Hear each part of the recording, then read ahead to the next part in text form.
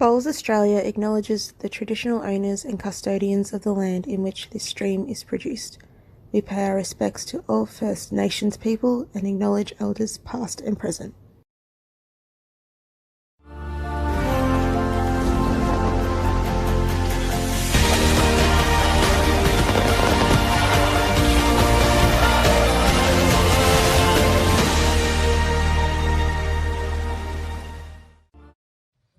The sectional rounds are done. It is quarterfinal time at women's triples action at the 2023 World Bowls Championships. It's Australia, Dawn Heyman, Lindsay Clark and Kelsey Cottrell up against South Africa, Tabelo Muvango, Esme Kruger and Annika Snyman. This is promising to be a wonderful contest. Val Febo here with you at Club Helensvale and joining me, Barry, the great man, Lester. Good morning, Val. Let's get the football out of the way. Well done, Collingwood. Too good. No more talk of AFL after that. But, yeah, really looking forward to this match. The reason I'm looking forward to this is, what are we doing something quite different this morning, Val? East-West. Yes, and they have started. So How good is that? Underway. We're getting started as quick as possible this morning. It is untimed, so we don't have to start at a particular time. Trial ends are all done. Yeah, east-west direction. So to our viewers that have been tuning in all week or sort of 10 days now, it's about around that mark, isn't it? It's we're playing in that east-west direction here on this top green, something you wouldn't have seen much of. And the players already finding the line. Look at that, 3 bowls so far, as good as it gets in terms of line. And that bowl just falling short. But 5 Commonwealth medals or medalists out there this morning. Barry, Lester, Lindsay and Kelsey, of course. We know their exploits, but Tabelo took home silver in the women's fours last year in Birmingham, losing to India in what is now becoming one of the more famous victories for the Indian contingent, plus Esme Kruger and Annika Snyman winning silver in the fours in 2018 and 2022. Australia, of course, the victors in 2018 on the Gold Coast right here. So the back two for South Africa have an abundance of experience. Australia in red, South Africa in blue. Tabelo using XGs and Esme and Annika using Era Optima. Dawn Heyman using Henselite. Lindsay Clark is Taylor. And Kelsey Cottrell, Drake's Pride Conquest. Yeah, lovely shot from Esme. Sorry, I've got to know Esme really well over the years. Very, very well credentialed and elite international player for South Africa. And this little rivalry we speak about, Val, there's been a lot of games, Australia versus South Africa, in big matches across this event. It's great to see it continue. And we say hello. What is it? Good evening? Good evening to our friends in South Africa. Be very late at night, or not too late, but late enough. I think they're about 8 or 9 hours behind, so it might be midnight there in South Africa at the moment. Yeah, so good morning to you, or evening to you all. And please, can you give it a share? Give it a share to all your friends. And if you're putting it on your Facebook page. 12:30 a.m. in South Africa at the moment, Baz. So. Well, you can still share it, but they might not see it till they wake up. Some people are night owls. Who knows?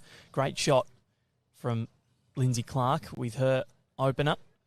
So, of course, there's no time limit here. We played 18 ends, and, of course, now being in the post-sectional rounds, Barry, if it is mathematically impossible for one team to win, those ends will not be played. We don't have to play up to the full allotment of 18 because shots up, they don't matter.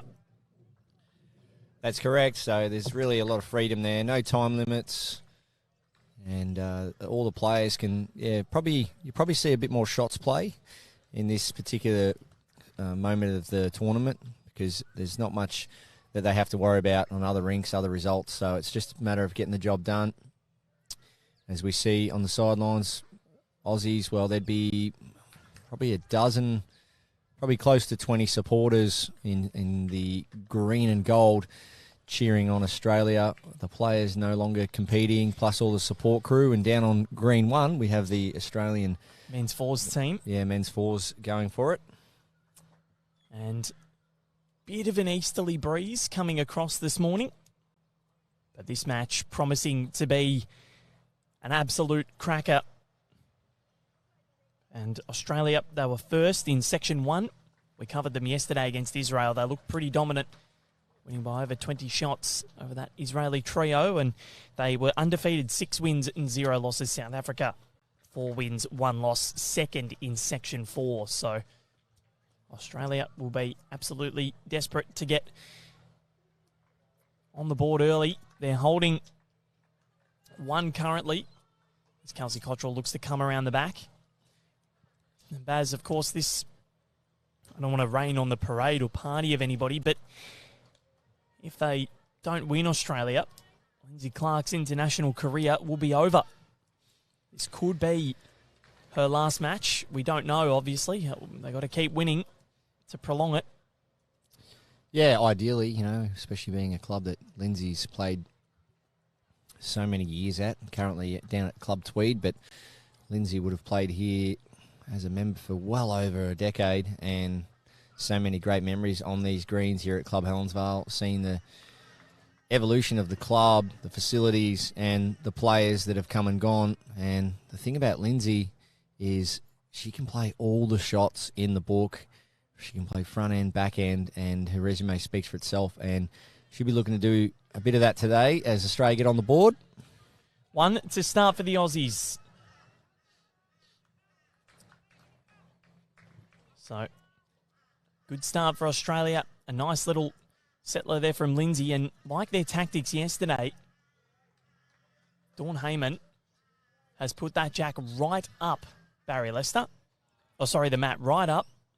Yeah, spot on, Val. Good observation. That's something we saw yesterday in the triples game in that middle session. So it's something they're going to continue to do. They were very good at it against Israel, and they're. Are we going to get a measure here, or maybe? We're going to have a quick look.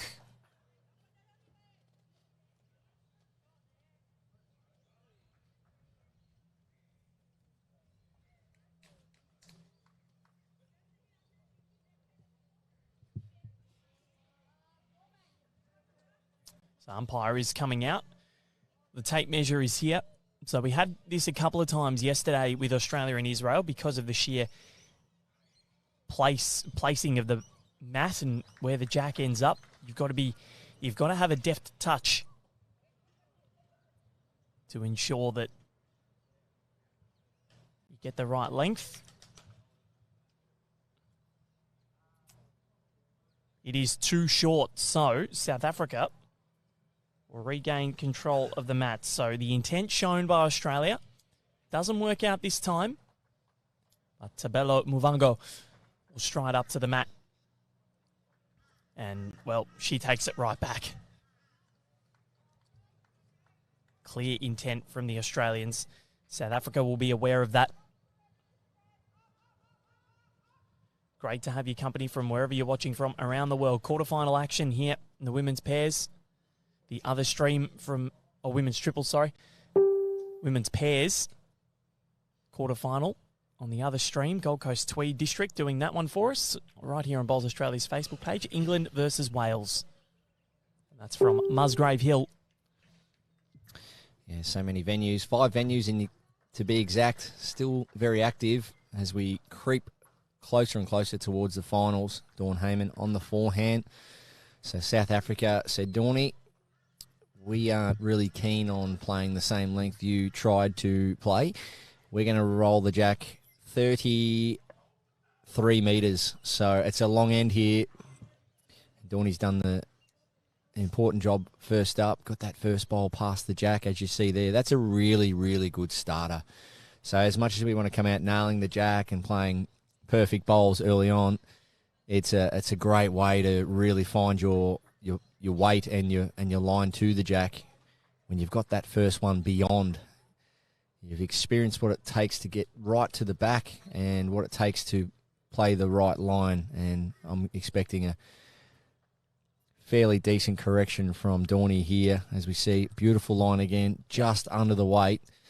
But one of the key components to this match and to playing good bowls has been achieved for Dawn. Forehand, her line is now sorted. So important. We saw that with Chrissy yesterday, just finding that line immediately. And Baz, one thing I want to ask you is now, even though South Africa didn't get to keep, or Australia didn't get to keep the mat, what is South Africa thinking now? Because that's obviously a little seed planted in their head that they know what Australia's intent is going to be. We saw it yesterday. They might have seen it. We don't know. But what are they thinking right now? Are they thinking ahead to what Australia are going to do. Yeah, well, there could have been. You never know. South Africa could have sat around the dinner table last night watching the live stream. Once they knew they were playing Australia this morning, watching Australia's live stream game against Israel yesterday, just said, why not? Let's all sit around and watch that game, take some learnings, and, just learn what you can. And, what particular lengths did they play? What did they seem to play most of? Front-end bowls on the lead, etc. So South Africa may have done that, and I think with the ability to do it, it would come in handy. And they've both shown their cards too. So South Africa's clearly shown to Australia that they're not interested in short ends. They're going to go long. It's something they're more comfortable with. And but it's something that Kelsey Cottrell is very comfortable with, and I'm sure they'd be mindful of that as well. Yeah, I guess the thing the Australian players and the Australian teams would pride themselves on, especially having the home ground advantage, is if these are their conditions and these are the pace greens they play a lot on, is that they're going to be comfortable on all lengths. But ideally, those short lengths are something they look to favour as Lindsay tries to turn Dawnie's front one up. Well, she's opened the head up a bit, so South Africa's bowl now is a little bit vulnerable. But we'll see Esme here on the back end just to try and work under that front bowl on the shoulder there, even potentially trail the jack. And this is a perfect example of you can be a little bit aggressive on these type of shots. If you underplay them, what you're doing is you're just going to make it harder for your own skip. So Esme, she won't be far away. Very, very good player. Certainly is. Two-time Commonwealth Games silver medalist. Now the draw, Barry Lester. That is what we're looking at the moment. And Australia and South Africa sit on top of the draw here. In the quarterfinals, they will meet the winner. The winner of this will meet the winner of England and Ireland. So Marshall, Cooler and Rednall against McIntyre, O'Neill and Wilson. And then on the bottom half of the draw, who we also have on this screen, New Zealand's Paulson, Bruce and Smith against Aliani Jamil, Haidar Rahman and Arshad of Malaysia. And then after that, India against Canada. So Chowdhury, Pinky and Rani Turki. And then against Cooper, Van Stein and Boyd of Canada. Kelsey Cottrell, backhand. Jack down the line would be the best result. She's not far away, is Kelsey Cottrell. That's perfect. She halved it a little bit. Well, it was perfect until she fell over because it was still a hole. So when she was staying up, there was a hole between the bowl and the jack. But now, and we talk about, I spoke about how important Dawn Heyman's first bowl was, and it's now arguably the best bowl on the green. Right there at the bottom of the screen. That now will really start to dictate how South Africa approach this head. Very quick on the mat there, Annika Snyman. And Barry Lester, you called it perfectly. Sensational delivery from Snyman. Wow, what a great shot. That was perfect weight. Any quicker, Jack down the line would have been a couple down. But Kelsey now has all the confidence in the world to play this shot because of that back bowl of Dawn Heyman's, and leads, when you're up, you're in the game. Baz, you mentioned it literally after the first bowl of this end. And Dawn Heyman's bowl has well and truly come into play now. If Kelsey can execute this perfectly, let's see where she goes. Well, Val, if you remove Dawn Heyman's bowl from the head, let's say it was in the ditch, Kelsey right now is thinking, what can I possibly do? But now she's got a great shot on. Backhand with weight, turn the shot bowl off, kick it through onto the jack. Just going to miss on a high line. So Annika Snyman, there's a lot of danger in this shot here. She doesn't want to touch too much because if she touches her bowl, it could go onto the jack and spill it out towards the Australians. And, well, they're not bowling it. Yeah, soak up an end. It's probably a little bit too early to. All the players are still feeling their way out in the rink, so that players only get the two ends to roll up. Obviously, a couple of bowls each. Val, I don't know you've heard me say this. I personally would love to see to the point one day we can get more time to warm up before games, maybe half an hour or half a dozen ends, especially at this level. But when the players only get the couple of ends, forward deliveries to find exactly what every part of the green's doing in terms of turn, forehand, backhand, length.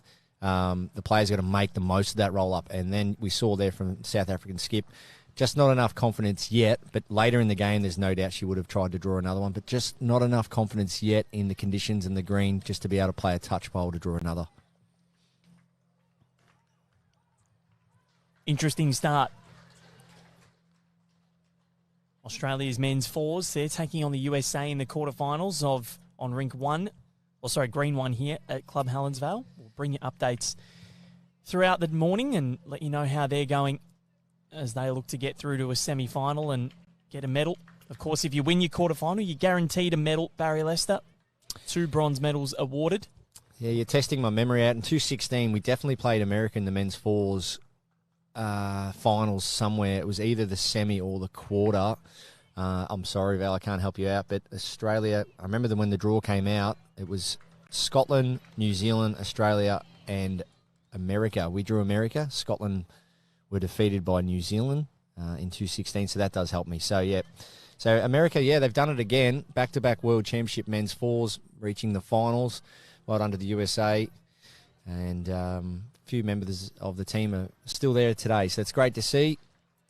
And it's hard for me to talk about USA when it comes to lawn bowls because it's one of the places I haven't been to yet, and I'm really, really itching to get there. I've seen great photos and a bit of footage from events over there in the USA, and looks like a really good place to go and check out and play a bit of bowls. Have you boys been to America? I have. Went in 2011. Went to LA, New York, and Washington. It's good fun. New York is great bowl. Certainly a magical place, and it's one that I definitely want to get back to. So we'll keep you updated there.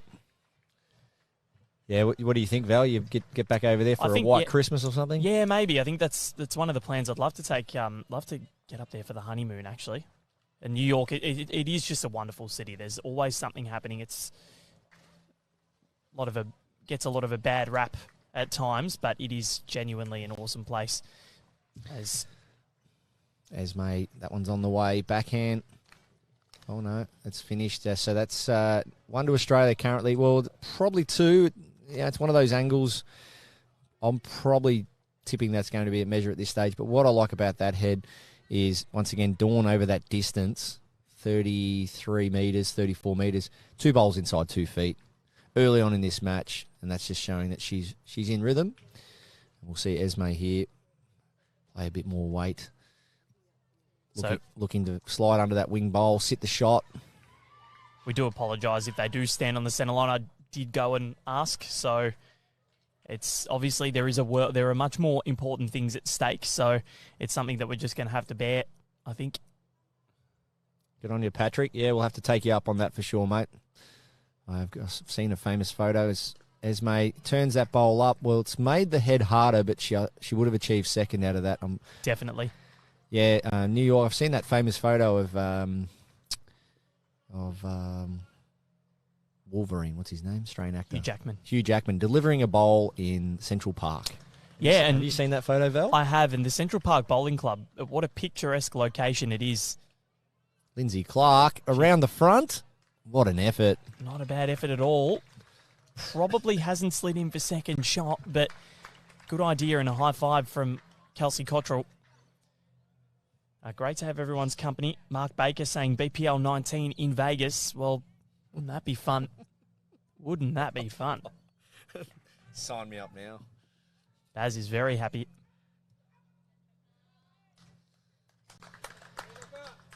Imagine getting Clive Adams up to Las Vegas for a BPL. We'd never see him.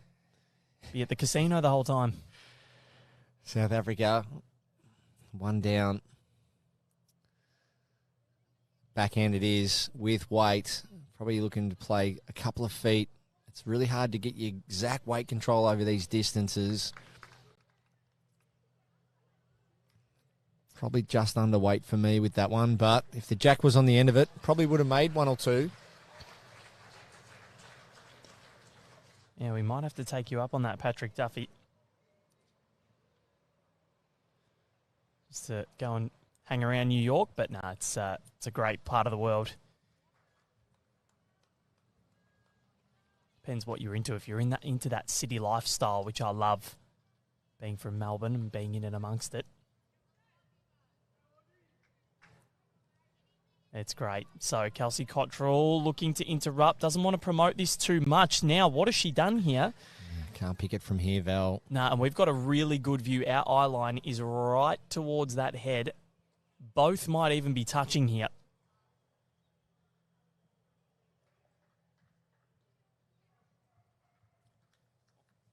So one left for Annika Snyman and Kelsey Cottrell.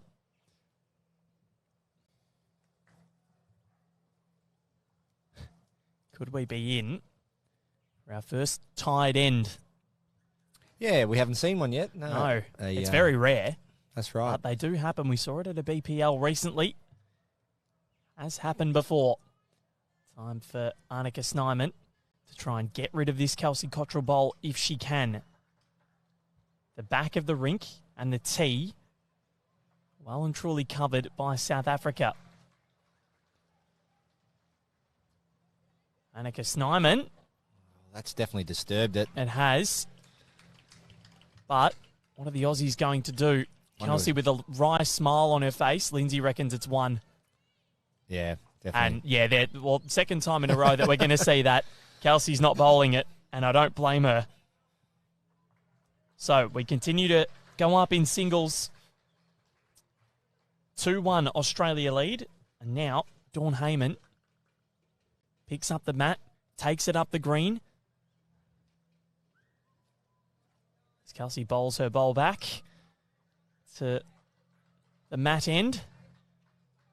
And this will be more than enough in terms of distance. So the short end, we finally get to see it from an Australian point of view. South Africa have controlled the length in the first three ends.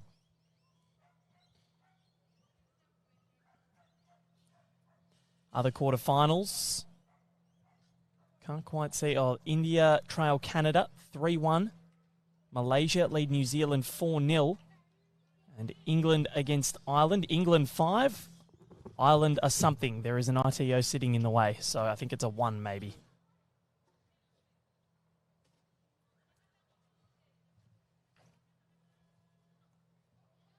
So that's what's happening around green 3 here at Club Helensvale in the northwest of the Gold Coast. Or northwest of Surfers Paradise anyway. Great weekend of sport coming up. NRL finals, AFL finals, the World Bowls Championships finals. The US Open final as well in tennis.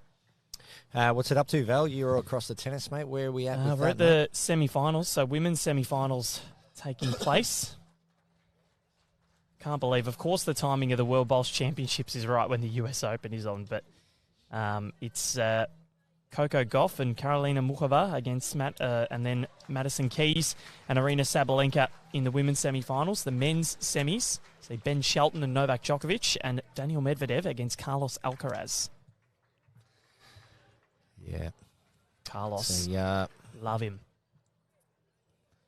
Another bucket list item, go to a major tennis or golf event in the USA. So, Patrick, if you're still listening, mate, hook us up, will you? Have you been to the AO in Melbourne? Yeah, a few times. Yeah, yep. Good fun. Great fun. So, Dawn Heyman.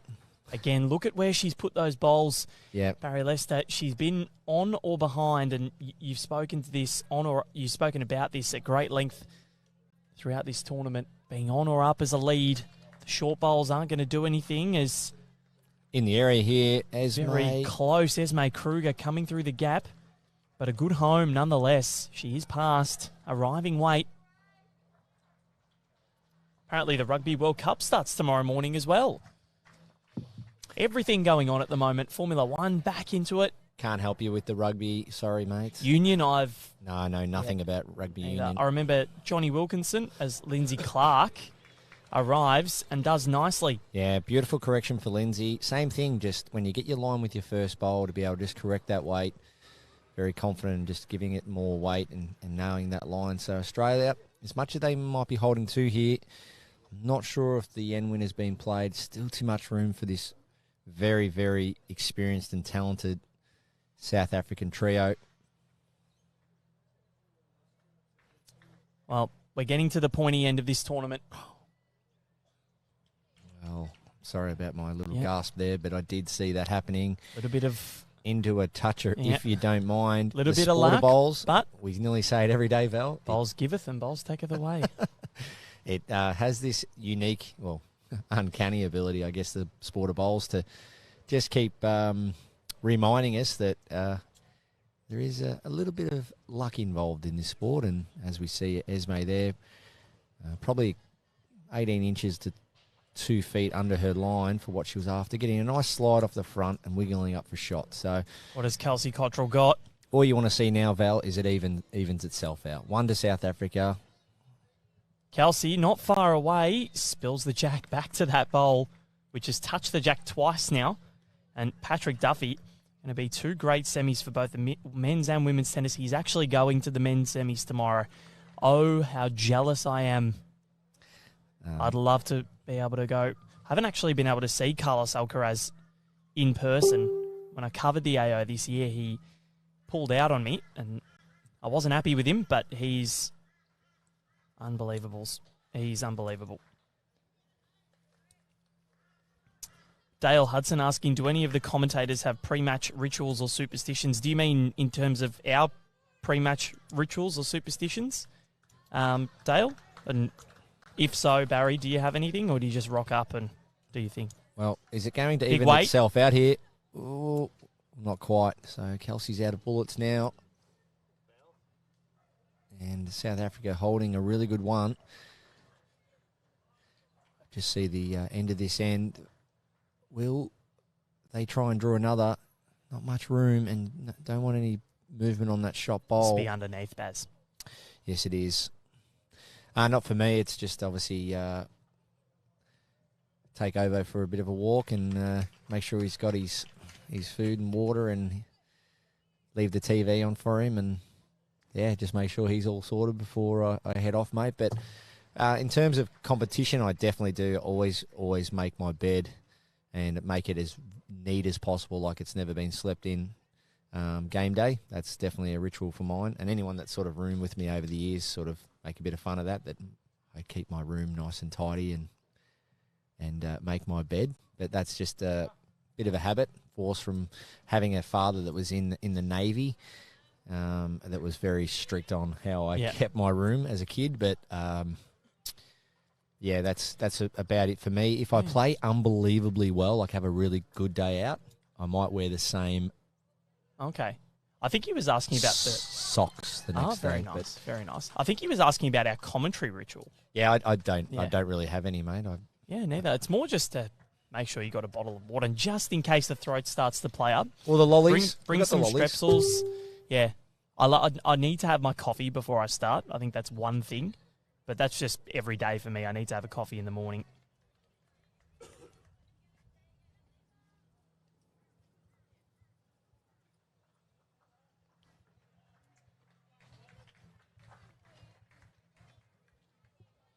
So, been a really interesting start. We sit at 2 apiece after 4 ends. Of course, we played at 18. South Africa, well and truly, up for the fight here. Australia have tried to dictate things with their ends, but South Africa have their own game plan, and they have come out firing. They want to spoil the party of Lindsay Clark, and Tabelo Muvango puts in her second. Dawn Heyman, what has she got? She's generally been passed and been in the area as she was with her first. Can she make the correction?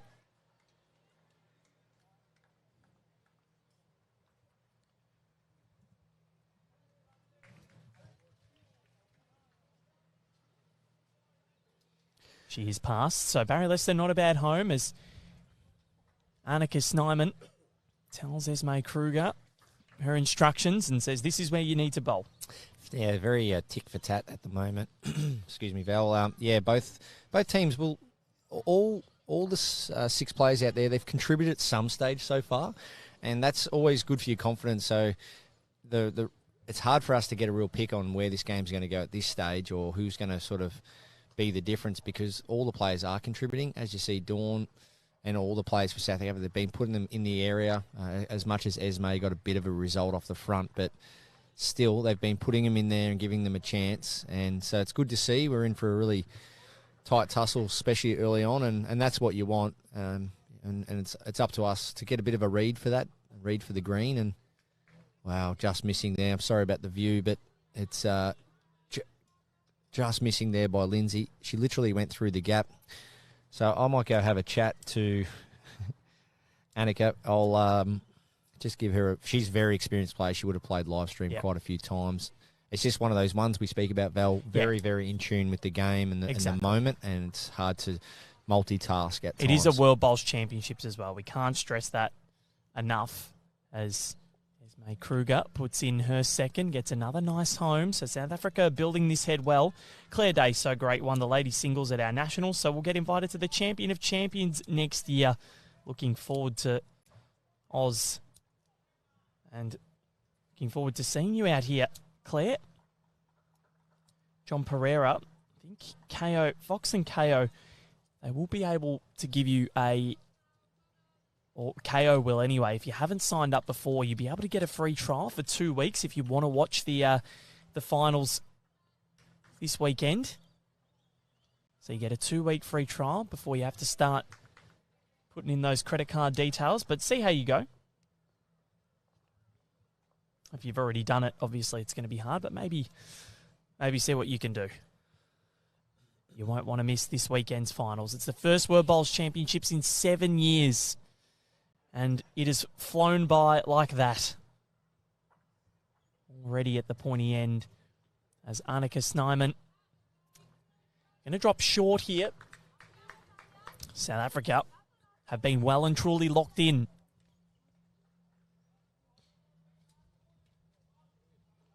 As that easterly breeze comes through, Baz. Yeah, bit of an Easter at the moment. Just looking at those flags, sort of switching around a little bit at times, but not far away. Kelsey Cottrell, bowl clean. That is why she's one of the best in the business. 1 down to possibly 4 up.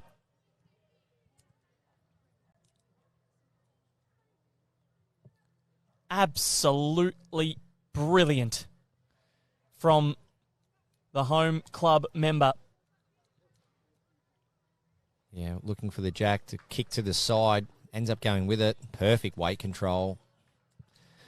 1 or 2 down to 4 up. Annika Snyman, well, this is the biggest test of the morning so far for South Africa. What will her response be? Needs to cut it down at least. That is a huge bowl from Kelsey Cottrell. And it's bowls like that that can spur on a tournament.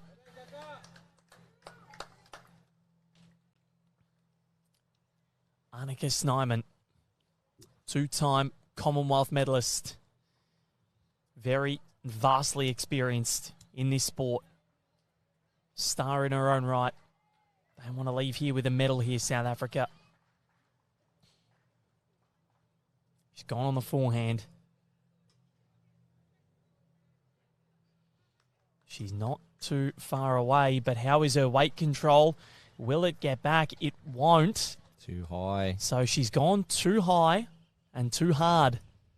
Kelsey Cottrell with an opportunity to make a huge collect to start this contest. We've gone up in 1 so far. Australia holding 4.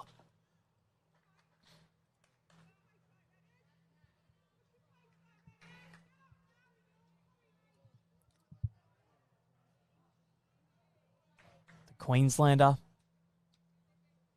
works here, bowls here, represents this club with distinction.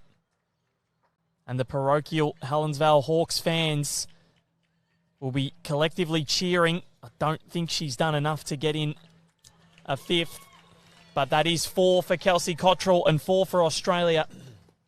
Yeah, massive play for the Australians.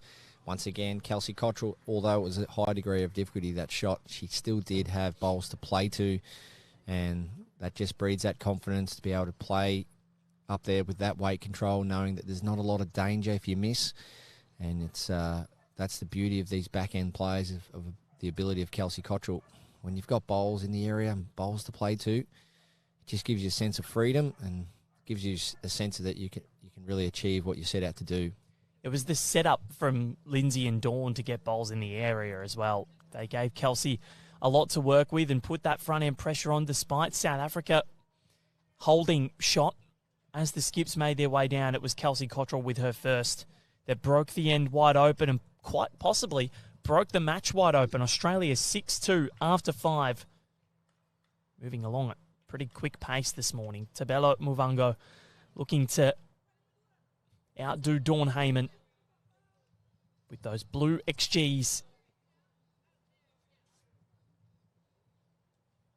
There was an air of relaxation amongst the South Africans this morning. They've been here in these big matches before. Commonwealth Games finalists from last year. Very capable and very handy players, all of them. You don't go home with a Commonwealth Games medal for nothing, let alone get to a final. And Dawn Heyman yet again. Lindsay Clark's mum watching on with the full green and gold kit on. Teresa, she's an absolute star. Loves her bowls, loves the Aussie team, and her daughter's biggest fan.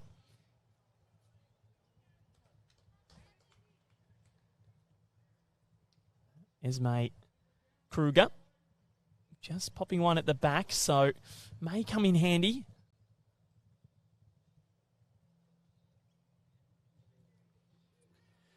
Dawn Heyman, 2 bowls inside, 2.5 feet. That's what it's all about. Just giving your teammates an opportunity to do their role, play their role when the bowls are in there.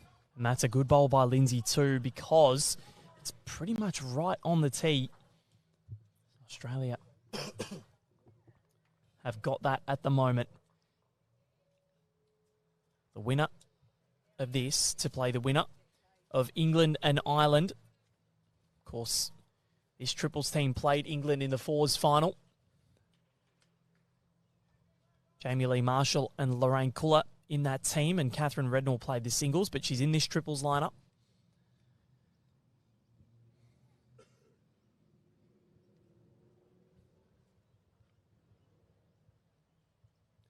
Lindsay Clark wanting this to clear the front, and it will. It'll slide on through. Yeah, great weight control from the Aussies. So not actually peppering the jack in terms of sitting on top of it, which is one of the hardest things you can consistently do, but just creating pressure, making the bowls, getting them in the head, making them just have some kind of value. But Esme Kruger, well, this is not bad. It needs to hang around, contact and stay. Well, it's going to reduce the count, probably 1 down. So all of a sudden, South Africa probably have second and third, which changes the head dramatically. Does.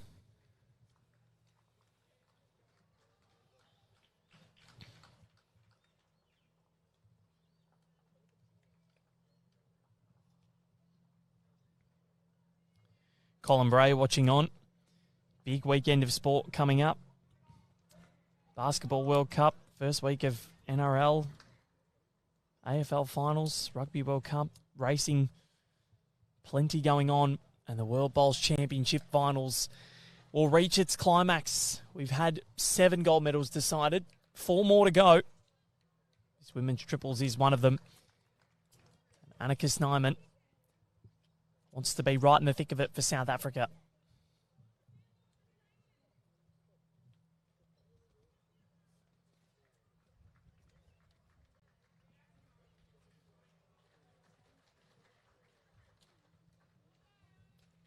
Nice shot there. Well played.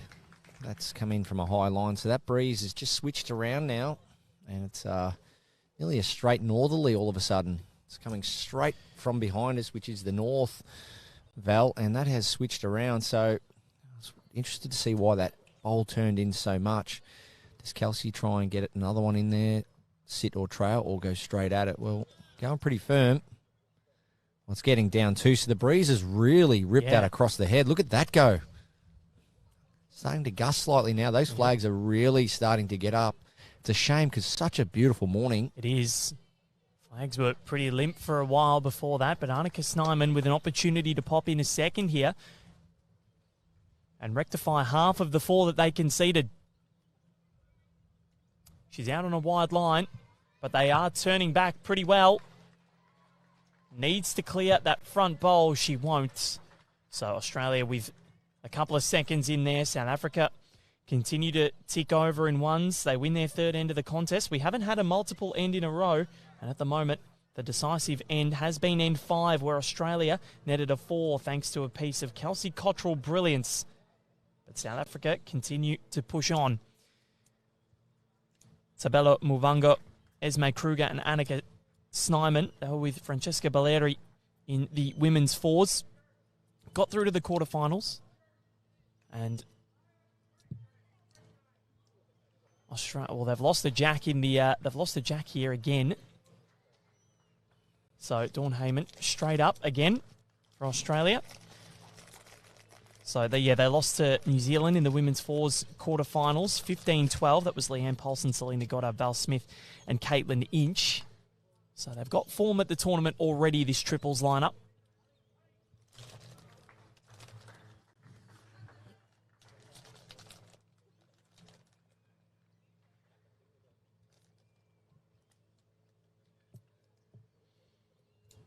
So, second lost jack. South Africa's first. Armand Ascari Quifi. Saying Annika, in these conditions, she will be brilliant. Used to the wind in Cape Town.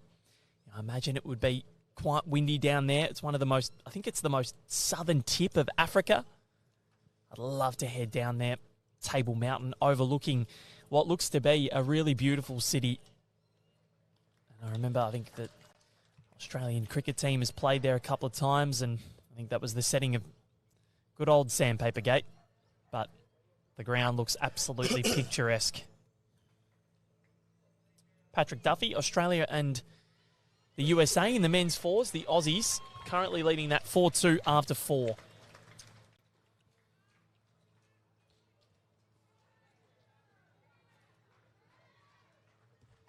The other results at the moment, New Zealand leading Hong Kong 7-1. Cook Islands leading Scotland 5-3 after 4. Well, wouldn't that be an upset? And then Ireland and Wales. Ireland leading that 4-0. Com Games winning quartet there.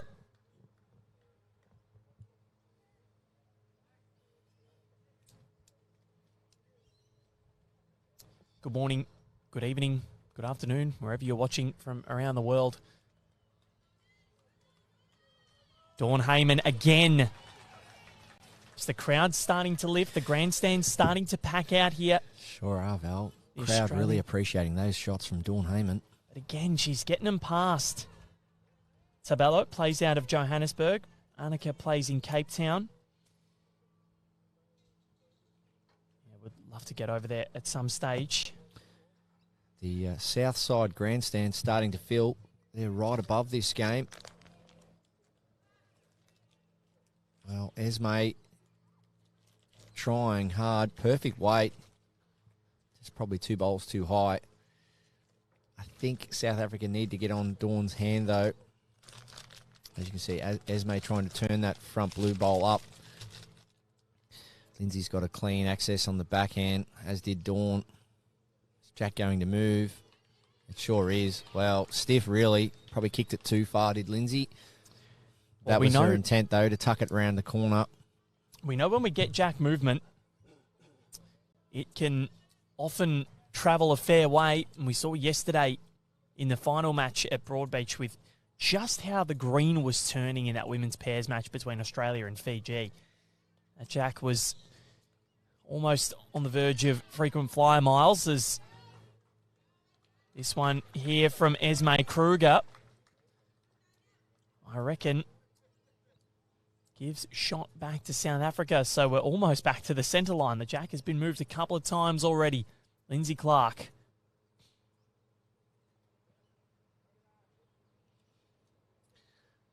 Forehand just running on. Needs to stay up, though. It's going to go in. One thing I love about the greens here also, Val, you don't see it hardly anywhere you go, really, is the beach sand in the ditches. So you see the nice beach sand versus Yeah, it's beautiful, isn't it? yeah, just versus other forms of sand or dirt. So yeah, the actual white beach sand. It's a great look. And Does Nathan Rice just head down to Surfers and just pick up a couple of bags full? And I'm sure he'd organise someone to do that for him. But no, it just looks great. Just that bright white looking sand, and it's another just a cosmetic feel for the greens and the makeup of the club here. As we see this bowl coming in, Arnica Snyman. She needs the jack now. She is quick. We'll sit the bowl then. Oh, Arnica, that'll do. That will do. So South Africa have built a brilliant head. 3 behind. Kelsey Cottrell needs to get one back there. It's definitely 2, possibly even a third, and I reckon from the angle that we've got of the head, Kelsey looks pretty good here. Needs it to pull up. Well, she's cut stiff. it down. She is so stiff. She's definitely cut it down. That's for sure. That is so stiff there from Kelsey. Any contact on the jack or that wing blue bowl, she actually found the hole. Australia haven't lost an end in this direction. One of the recent matches we did on this green a couple of days ago, Disco against Tony Chung, as a nice little finish there from Arnica Snyman. That's the boss. Yeah, 1 in, 1 out, Yep. I believe. So that's 2 to South Africa. If they score here, it is game on. Kelsey Cottrell, not many options here. Has to play just around the front ones. We're talking millimetres past the front, and then look to get back. Now they're somewhat interested, but she is going to miss high here, Barry Lester. Yeah, still 2 to South Africa. Oh, Now, what's it done? that could have potentially brought in the other. It's going to be close. They're going to have a measure, but South Africa will be the first team to secure multiple ends in a row. So we're hearing a huge cheer. I'm looking around everywhere to find where that's coming from. New Zealand have done something. There's a big group of New Zealanders in the crowd there, all sitting together, cheering. So Val Smith has played a big bowl by the sounds. 3 for South Africa, Barry Lester. And all of a sudden, after the Aussies raced out to a 6-2 buffer, South Africa have rectified it within just 2 ends. Australia have not won on a length that they've controlled. And they'll be right across that, Val. They'll know. Speaking of Nathan Rice, over there preparing the indoor green under the beautiful brand new Max roof. You can see in the background there. The grand opening on Monday when the World Championships are over. They'll get everyone together and do a bit of a grand opening. Brilliant facility. Club Helensvale just goes from strength to strength. They do. And where they're situated too, Val helps. Only 15-minute drive to the heart of the Gold Coast in terms of surface and Broadbeach and all that, and plus just off the freeway, so access to the club's very easy. And that Westfield Shopping Centre, well, I first saw that Westfield Shopping Centre across the road about 2003, 2004. It's grown exponentially. Oh, yeah. And then you've got the train station over there. So it's a really good hub for a lot of things here is Helensvale. And, of course, you've got the fun parks. All the theme parks only just up the road. Top Golf, not far. Warner Brothers Movie World, Wet n Wild, also not far. Warner Brothers is great fun. But, the shopping centres continue to grow all around the country. We're from in Melbourne, Chadstone and High Point. They just continue to get bigger and bigger as Tabello just halves the jack and pushes it towards that Dawn Heyman bowl, and Dawn again reaps the rewards of being passed. But South Africa, they've sent a statement to Australia. And despite Kelsey Cottrell's brilliance on N5 to secure a 4, the brilliance of South Africa to secure a 3 in the last end, sensational.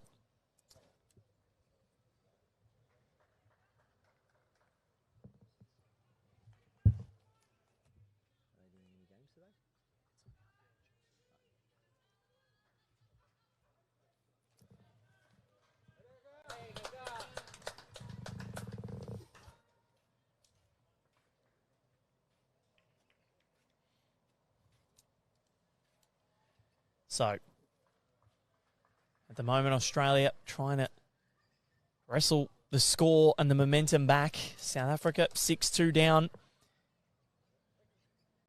They've levelled it at 6 apiece after 7 ends. It's been a seesawing contest, and Lindsay has found not a bad home. I reckon she would have liked a bit more weight there. The Cook Islands have stormed out to a 9-3 lead over Scotland in the men's fours after 5 ends. Wouldn't that be some sort of an upset? Yeah, very good team. Bumped into Jamie Hill yesterday, actually. Very, very well credentialed and highly rated player that's represented New Zealand on many occasions. Well, Esme Kruger on the forehand, sitting the shot bowl. Great shot there, 2 down to 1 up. Yeah, so when you look at their team, Cook Islands, they're a well-credentialed setup there. So they're going to be, they're going to be a tricky team to play against. They are. South Africa have the answers at the moment. Lindsay Clark needs it to hold. It's going to find a gap. It slides through, but again, that's not a bad home. Sitting right at the back of the rink. You can see it there in your pictures. Thanks, Locke. And just at the corner there, that's not a bad home for Lindsay Clark. And if that jack does get spilled out, and we're tending to see that the angle, the forehand at the moment for the right-hander is the preferred hand to use bowling in this direction,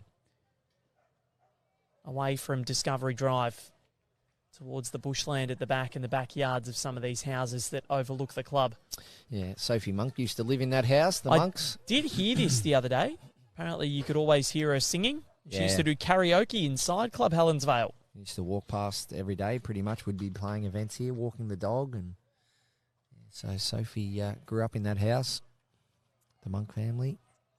She's kicking goals at the moment, Sophie Monk.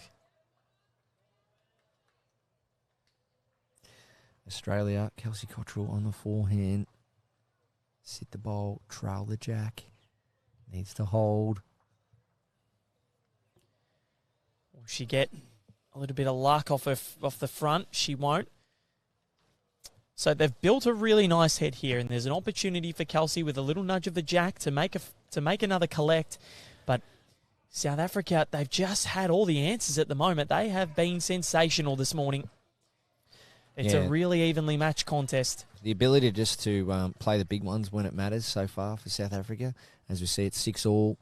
As much as we want to, both teams want to get bowls in there and surround the jack all day long, but they've just made the most of a few opportunities here. So last end, the jack spat out in the open. Australia held a couple, but then they made 3 out of that, so they really did make the most of that opportunity. Australia put a couple around it. Unfortunately, there was a bit of a jack high setup for Australia, and then we see they sit the bowl and make the shot, and just making the most of your opportunities that present. Has Annika Snyman, Baz, has she gotten in the way there of Kelsey's hand? Or is she going to go full attack? She sure is. Here we go. Big weight from Kelsey Cottrell. Not far away. Will she get some sort of a result? She will, I think. Now we're 1-all. See, that's what I was telling you about, Val, when Esme got that little rub early on. So the Aussies do get the shot. They get that little bit of luck, and they end that run of South African ends. Well, it was only 2, but it's the only time we've seen multiple ends won. As we near the halfway point of this match, Australia lead at 7-6. We're being treated to an enthralling contest this morning as we get a big cheer from Green 1. Not sure what that was for. I can only imagine it might have been for the Cook Islands. Also, Val, what I really like about the Aussie girls, then they never celebrated that result. So Kelsey was off course. Yep, Kelsey was off course, didn't quite get what she was going for, and not one Australian player celebrated that result. Respect to the opposition. But as I said, South Africa got a result earlier. Australia got a result then. It's 1-all, and that's what you want to see. You want to see it even out. No one's trying to play for luck. It's just what happens in the game. You just hope that at the end of the day, it's evenly shared. Exactly right, Barry Lester. We love when matches are played in good spirit. This one certainly has been so far. High level of respect between the two trios. Olivia Buckingham, you might know her as Olivia Bloomfield, Australian Open Women's Pairs winner in 2022 with Paris Baker. Hi, boys. Just wanted to let you know you're doing an awesome job. It's been a pleasure listening to you. Well, we're glad Well, we're glad that you've loved it, Olivia. You're doing a wonderful job here at Club Helensvale. And an absolute star, one of the characters of the sport. Gave us one of the all-time speeches after winning that title in 2022. It's one that I probably won't forget. I was in tears of laughter. Dawn Heyman, 2 ripping bowls to start. What can Tabelo Muvungo respond with? Dawn Heyman, wow, 2 touches in one end. That's just class, as we see there. Just pulling up short. So South Africa under the pump a little here. 2 bowls inside, 18 inches. Nothing quite near it for them just yet, but that back bowl may come into play, Val. Although it might be 6 feet away, you just never know. Lindsay Clark might just sit in between them. Oh, no. And it's a sideways caterpillar. And this, well, that's, I reckon, made up the mind of the South Africans here. That's a target. And a big, juicy red target at that. Yeah, these are the opportunities South Africa to make the most of. As we spoke about, big target, looking to disturb the head or trail the jack out of there, missing high. I think that weight's gone now. I don't think Esme should play that weight again. I think she needs to go a bit more direct because that weight won't disturb the head in terms of removing the red bowls.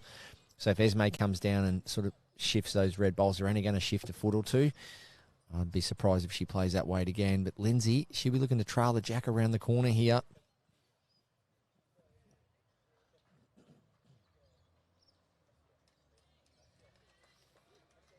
Nice home. That's the second best result you can get. See what happens here. Backhand again from Esme. Will she play more weight?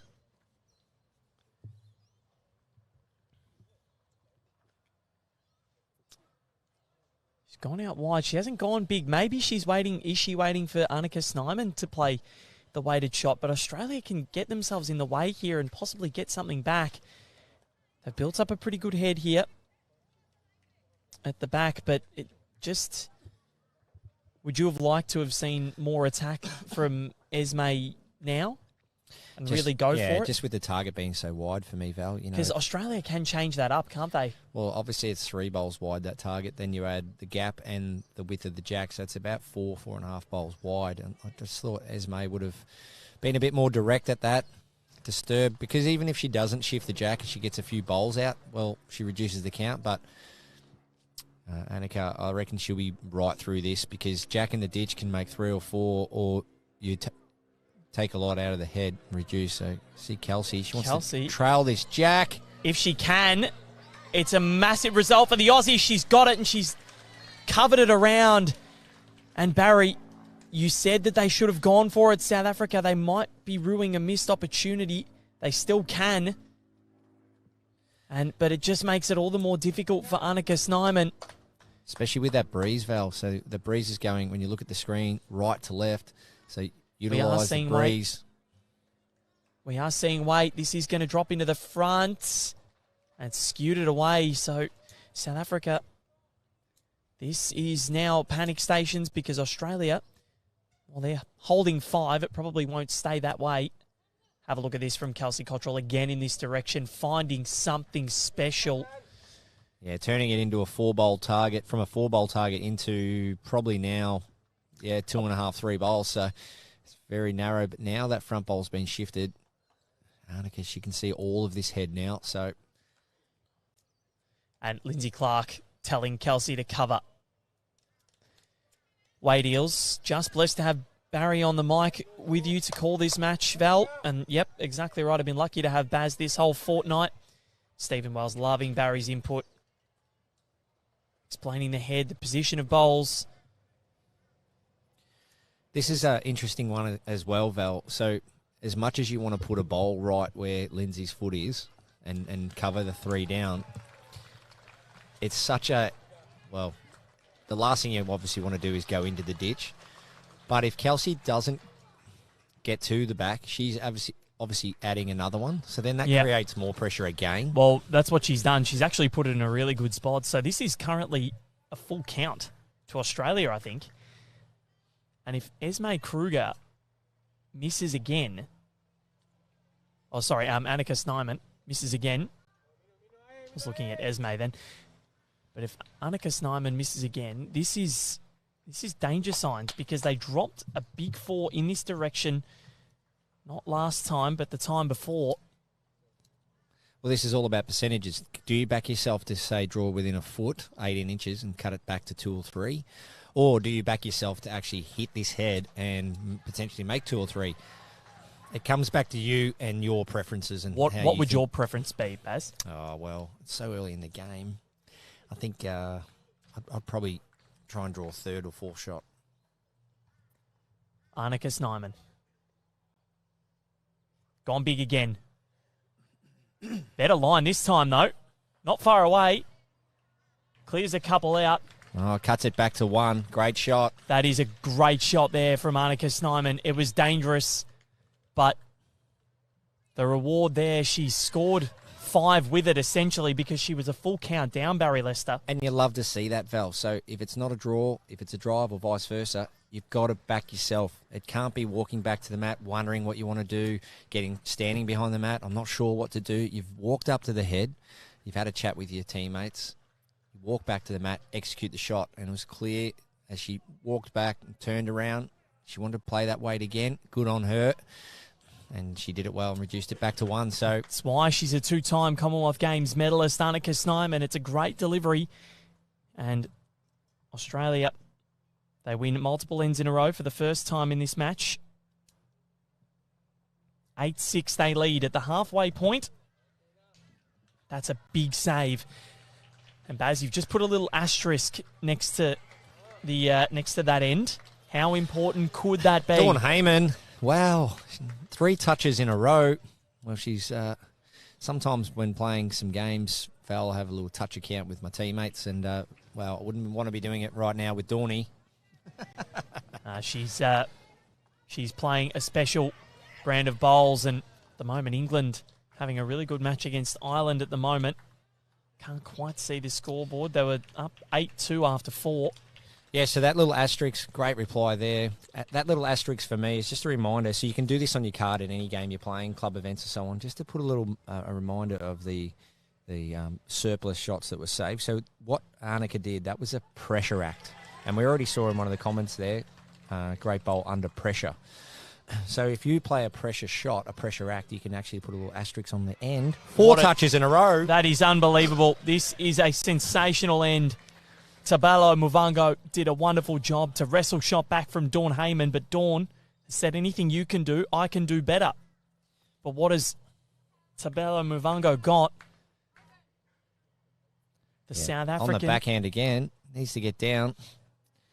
Yeah, so that little asterisk. So when you're filling out your card in a club event or a pennant event and some kind of environment, what you can do is just do a little asterisk or just maybe put a little number next to that end, because if your skipper, remembering if you're the second and you've got the card, if your skipper saves 4, 5, 6, 7 shots, just put a little number next to that particular end, and then you can look back at the end of the day and you can turn to your skipper and say, win, lose or draw, you know, we've written down some numbers here that indicate the shots you saved, and we've come up that, you know, you saved 14, 15 shots today and played some great pressure acts.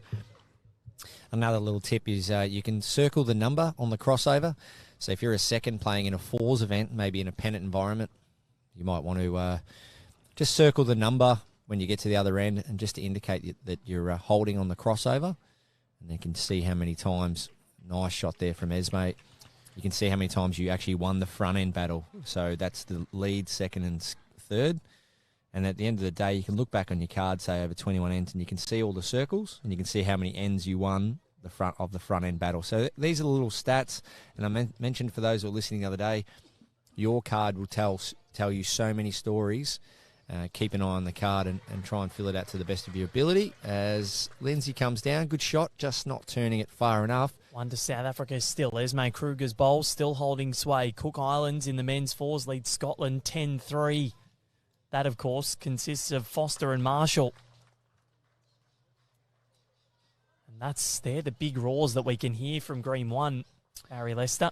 Yeah, and the fours in 2016, Val, I spoke about it briefly before in the men's fours. I'm pretty sure New Zealand would have won that by about 20 shots. So we're not hoping that happens again by Cook Islands, but I'm just saying that's the last time the Scottish men's fours faced finals at World Bowls. I think it was the semi-final where New Zealand may have won by, somewhere around the 20-shot mark. So it can happen, but ideally you want to see all games be close and both teams and all players contributing, but you never know. Sometimes some patterns of some games can get away from you, and we've seen South Africa here today, what they've been able to do as Australia's got the crowd. They've been working with Dawn's touches and the momentum. What South Africa's been able to do is just chip away, try and play the percentage bowls, and that's, for me, is keeping them in this match.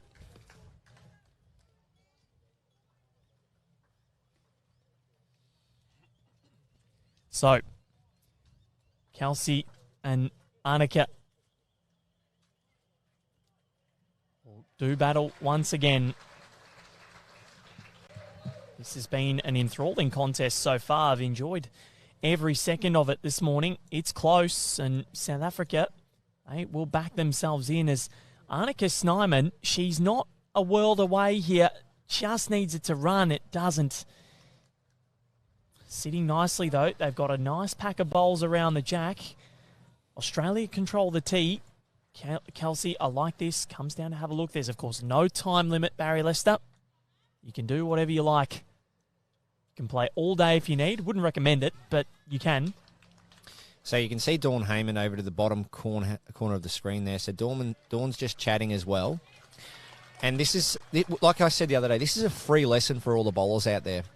Lindsay's animated, hand gestures, voice. You see Dawn over there in the corner. She's seeing and contributing. She's just probably saying some verbals to Kelsey like, you've got this, mate. You can get it. Lindsay's saying the same. So for people out there that are playing a lot of fours, pennant environment bowls, just remember, even though you've played your bowls, you have a role to play off the mat. Lindsay clapping again. So all that encouragement with your voice, with your physical, so clapping, tapping people on the back, goes a long way to helping performance and achieving what you need to set out to achieve. And as we see, Kelsey can't play these shots with all the confidence she needs without her team supporting her. Kelsey She's needs it to close hold, here. not far away. It's dropping. Well, she got a little bit of a result. I'm not sure if it's one to Australia. They'll analyse it. She was not a world away, but might just have been a fortunate result. I think South Africa still play this for me, Val, even though they might be down. Forehand, work off the blue, trail the jack out Make a to number. 4 o'clock for potentially 3 or 4 shots. I can't see much bad to come of it. The worst result maybe is if they turn the front red too hard through the jack. But for me, a lot going for them on the forehand, but they might declare it if they've got it. So umpire, the first thing you'll see them do is chock that blue bowl, reaching for a chock straight away. Well, Esme's got one in her pocket. And I mentioned that the other day. You did. As soon as both players call umpire, and let's say the umpire, not in this specific event, Val, but sometimes an umpire might be maybe a minute away. You know, could be even a little bit longer by the time they get their equipment and come to the green. If you're playing third, lead in a pair, so on and so on, carry those chocks with you. The moment you declare you want an umpire, the time between calling an umpire to the time they get there, 100%. you must try and chock that bowl ASAP, because so many times we've seen bowls fall over before the umpire gets there, and then that can really hurt the measure, the outcome.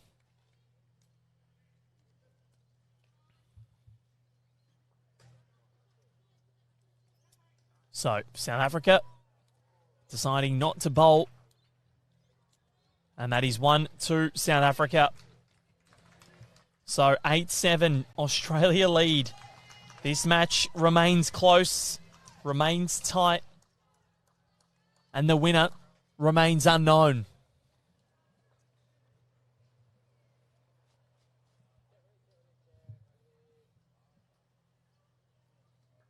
Tabelo Muvango.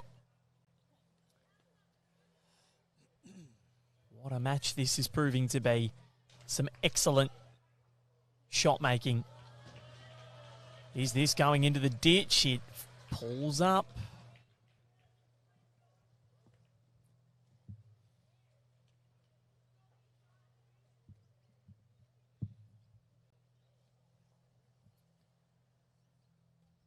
So nobody yet to win, or nobody to win 3 ends in a row yet. South Africa won 2 on the bounce. Australia won the last 2. And then South Africa respond with 1 of their own.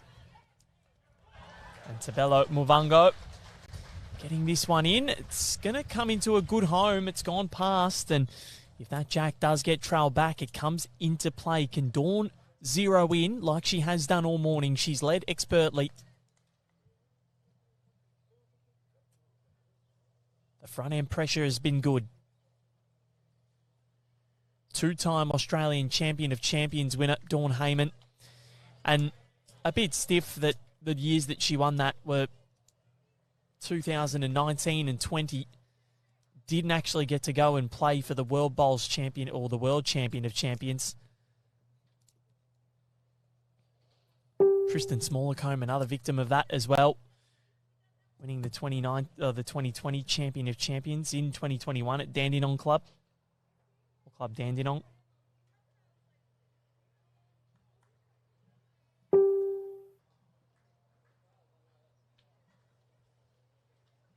Ray Pearce as well in 2019. Didn't get to go and represent Australia for the world title, but he will get to go next year to Guernsey to play the World Bowls Indoor Championships. Him and Samantha Atkinson will be heading over, and Aaron Sheriff as well as a defending champ.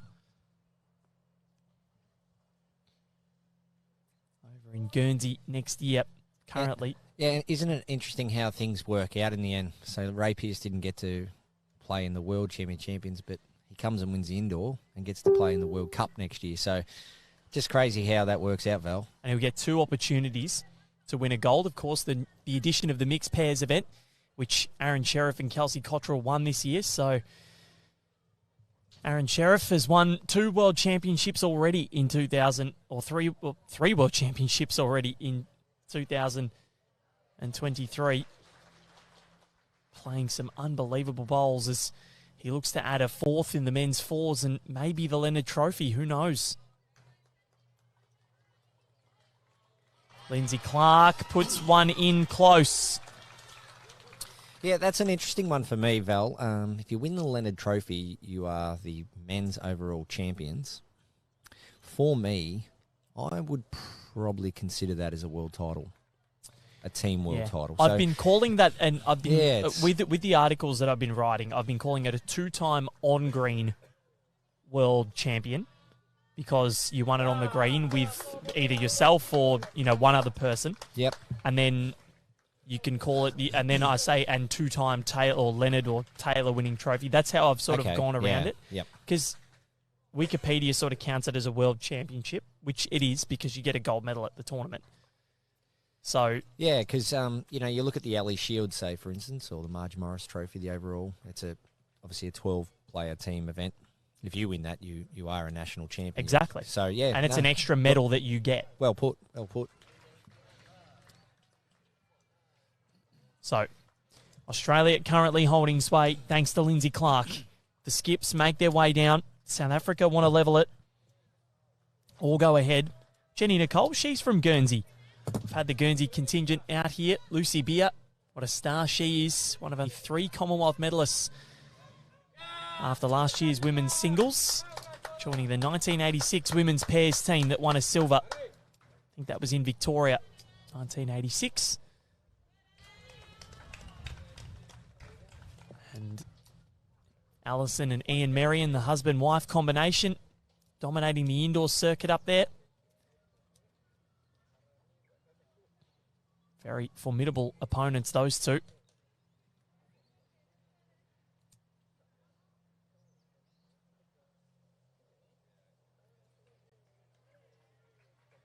So what has Annika Snyman got? The line wasn't too bad. Just dropping short. Kelsey Cottrell. Took some time away from the Jackaroos while remaining in the squad.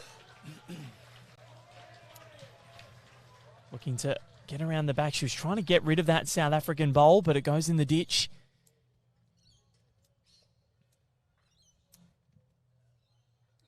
How special would it be for Kelsey Baz to go out with a World Bowls Championships gold, considering she wasn't in Birmingham last year. Obviously, 2 young kids.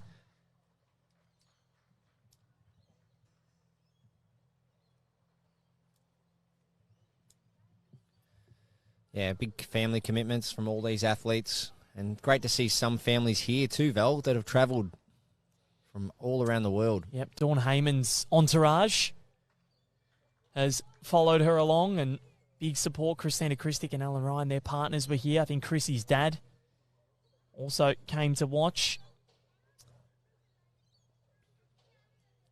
Kelsey Cottrell. Not a bad effort. The Aussies, they get one. And they move to a 9-7 lead after 11. 7 ends to play. It is mightily close.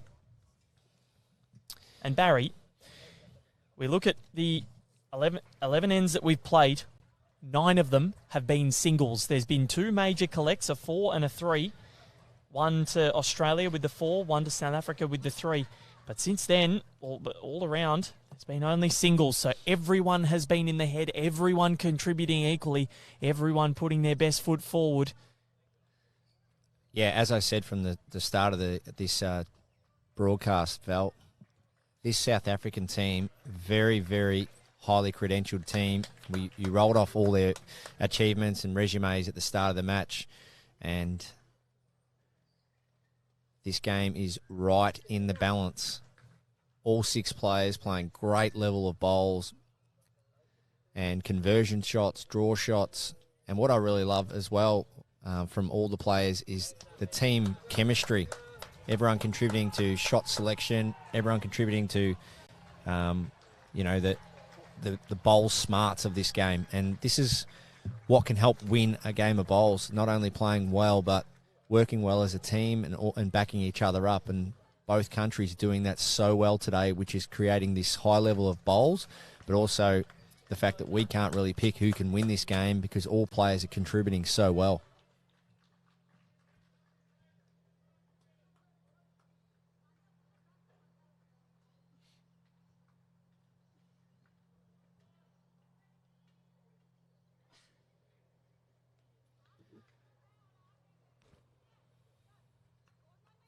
So I don't think the end win has been played yet. No.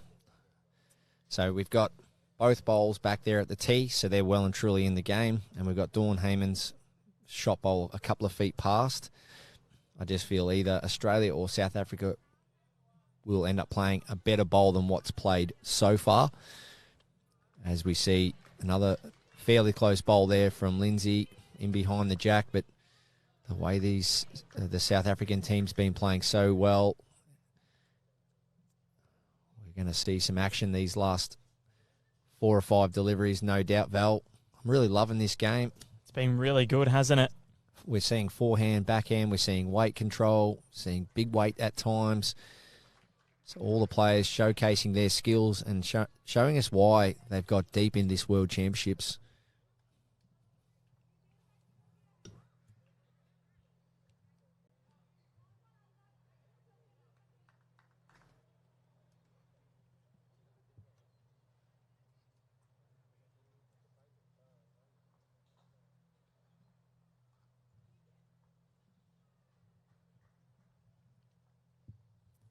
This is a tense contest this morning.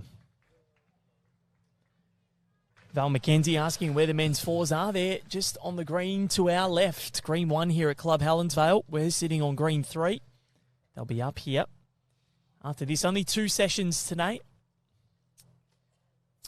Esme just taking a bit of extra time over this one. Just needs to take 2 feet of weight off and probably only 1 bowl of width. Really staring this one down, taking her time. She knows 3 down. She needs to get another one close. Reduce the room for Australia. Needs to hang around. Going to drop under, Barry. Good weight will save her here. Well, she's played it well, Esme. She's only 1 down now.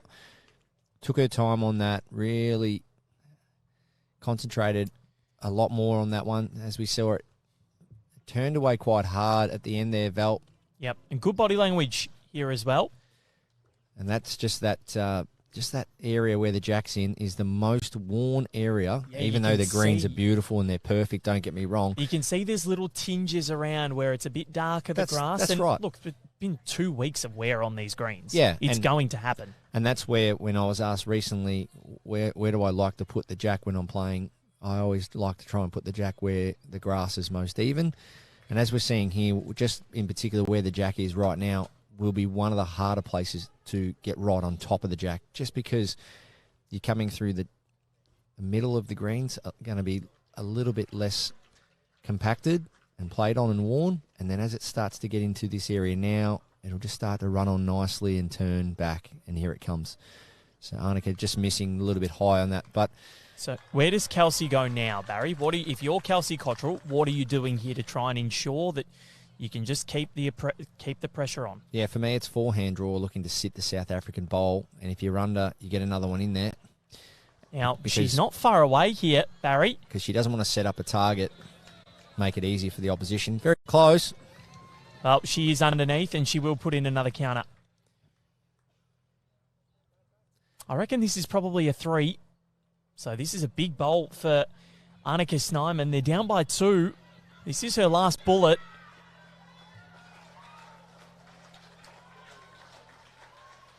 Change of hands. It needs to start working its way back. It's not going to. And we're going to get a little measure. I reckon this is a 3. Could it even be a 4th? Dawn's got the match. She's ready. I love the body language from Dawn, how quick she is. She wants to get on with it. She's hungry. The Australians are hungry for more shots. It's another multiple. Just the 3rd of the match.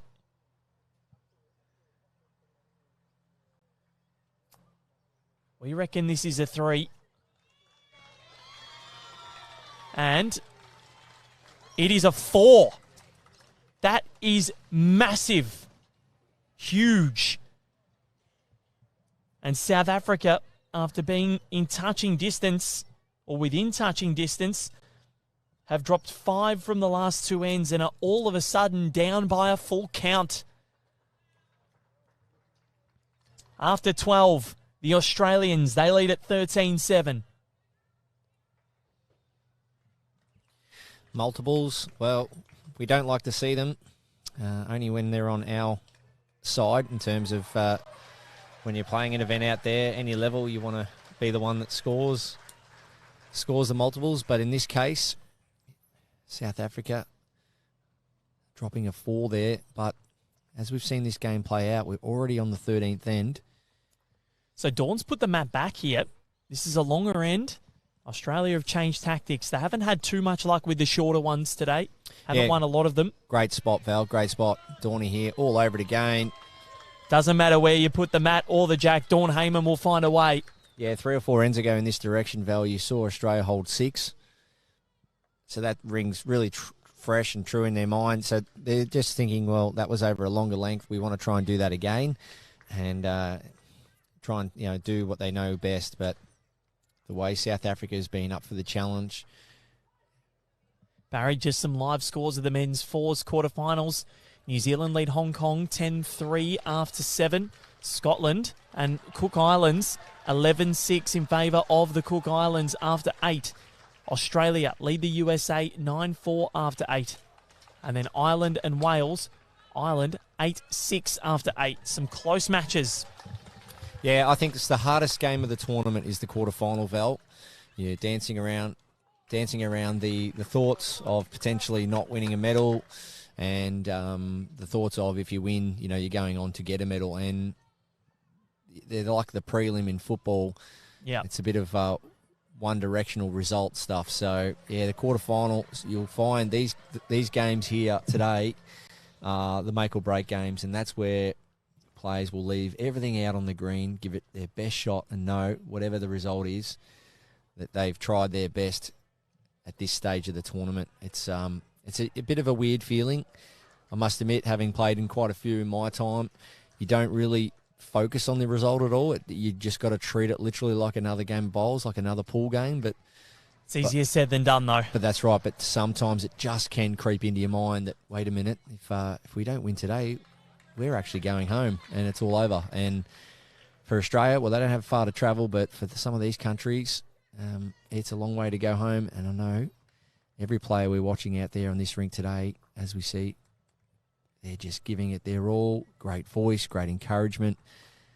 And the only separation between these two teams right now is just that last multiple. Yep, a fair few or a lot of the ramifications in this match have come from multiples. Now, New Zealand against Malaysia, just a couple of rinks over. Malaysia led 9-7. New Zealand have just scored a 3. And they lead it. Leanne Paulson, Taylor Bruce, and Val Smith taking the lead there. Australia leading 13-7 here. 2 fours for the Aussies. Only 3 multiples scored across the 12 ends played so far. Everything else has been singles. 2 fours really telling for Australia on end 5 and on end 12. And that is mighty from Lindsay Clark.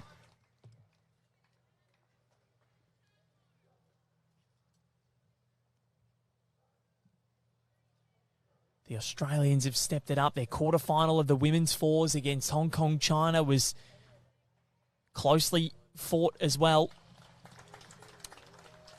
South Africa will do their utmost. And this one from Esme Kruger is going to join that back bowl of Australia. Don't think it's going to come into play, however. Kelsey Cottrell and Annika Snyman will make their way down to the head or to the mat. Barry Lester, Australia are on the precipice, but South Africa are going to try and push them all the way to the finish line. Yeah, definitely, Val.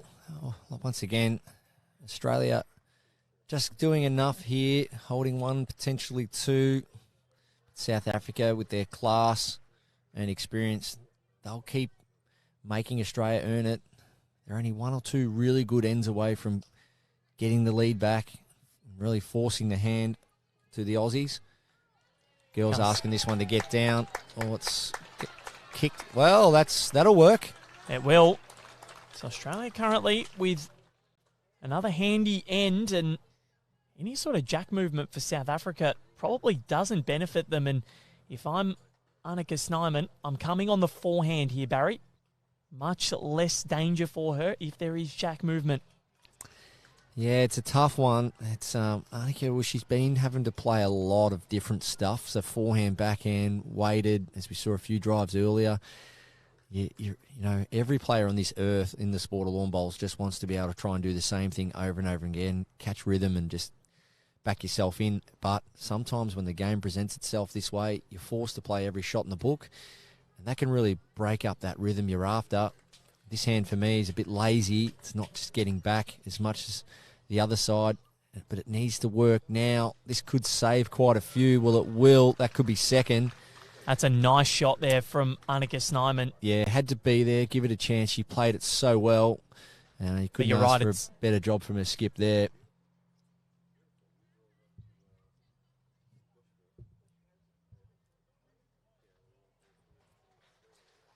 Kelsey Cottrell, well, holding one.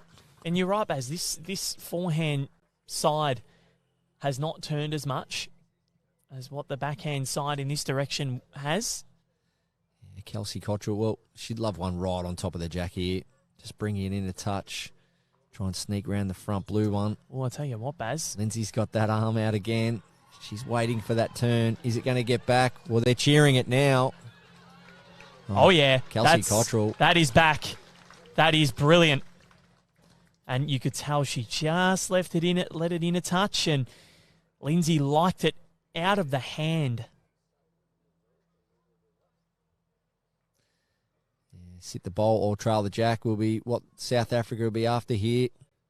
Now, Annika Snyman, I think this one is going to miss high. It'll try to get back, but Australia get another end. And that is another multiple for the Aussies, and they forge ahead by 8. Barry Lester, They've won 3 ends in a row. It's the first time that it's happened. More importantly, 5 of the last 6. Yeah, momentum. You can tell Aussies are really spring in their step. They're up and about. And they're being able to get some rhythm going because they're forcing the pressure here. So Lindsay, Kelsey and Dawn, majority of their bowls being able to be played on their preferred hand or a hand that they've been playing a lot on. And there's nothing better when you can look up the green all day long and be able to play the same shot all day. Yes, you're going to be asked and challenged at times to play a few different shots, but as we see Dawn here, no reason to even think about playing that backhand. She's just getting down to the centre, bowl after bowl, and that's where you need to finish. That's the perfect lead bowl in the scoring zone and past the jack.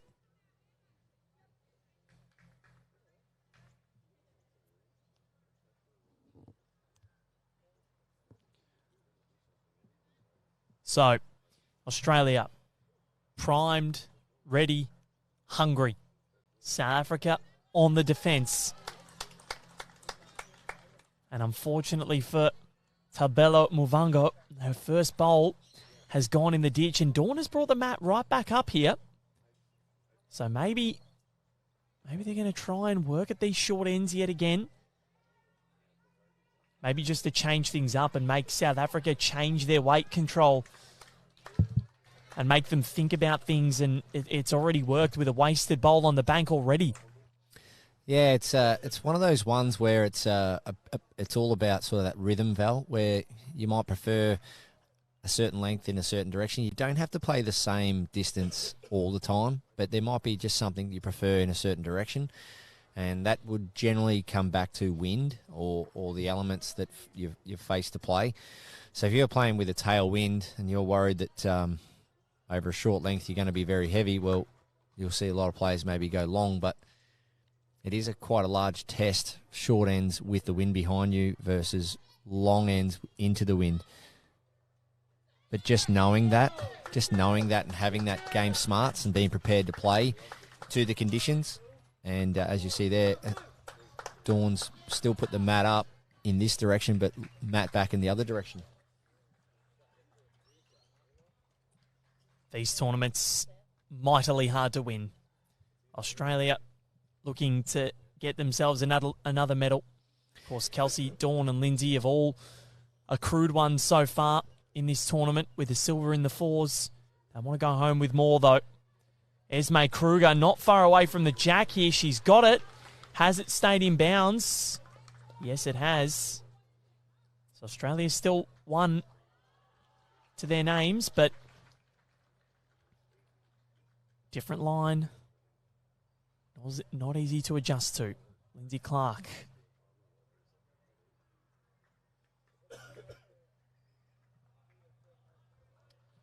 Darren Mitchell asking how many bowlers have been playing and how many nations. 44 nations as Lindsay nails it.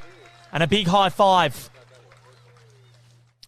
Yeah, I was watching that with a lot of interest, knowing that Jack was off the line, Val, just to see what the green and the grass was doing out there.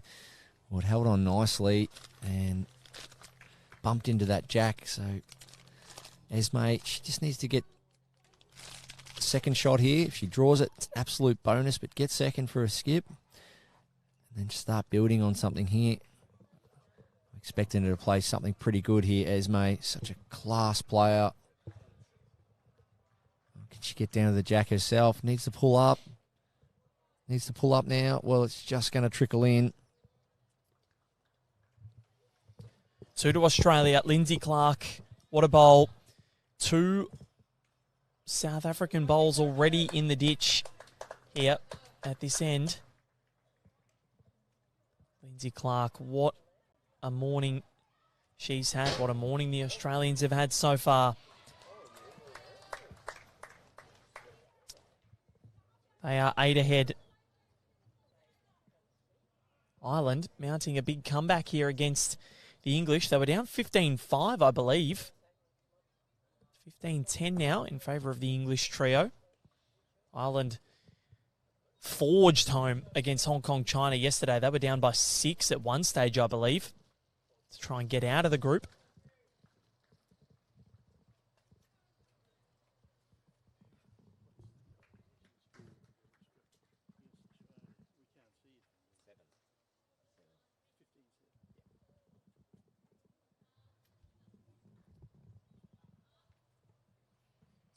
this one. What has Annika Snyman got? She's going to crash in. Yeah, good attempt. The line was actually right. It's just Australia had those bowls in the way. Yeah. Kelsey Cottrell with another opportunity. Yeah, really good attempt there. I think the weight was probably good enough, just crashing there. So, Kelsey, well, it's a tricky one for her. As much as she wants to get another one in there, she doesn't want to sit next to the shot bowl and create some kind of target. Let's see what she does. She wants to cover the jack ideally. Well, she doesn't want to leave a gap between those two. Well, that's pretty good. So the idea now is to sit the shot bowl on the backhand for Annika. Come down here on the backhand, sit the shot bowl, dislodge it, and stay. So it's a weight critical shot. Direction, yes, of course, you need to have the right direction to get what you're after, but it's just weight critical now, because if she was to go too quick and hit the shot bowl onto the jack and then run off herself, she'll still be struggled a bit that day. They played, but it's all about sitting and staying on that shot bowl. Even if she does hit it through the jack, she can stay for one down.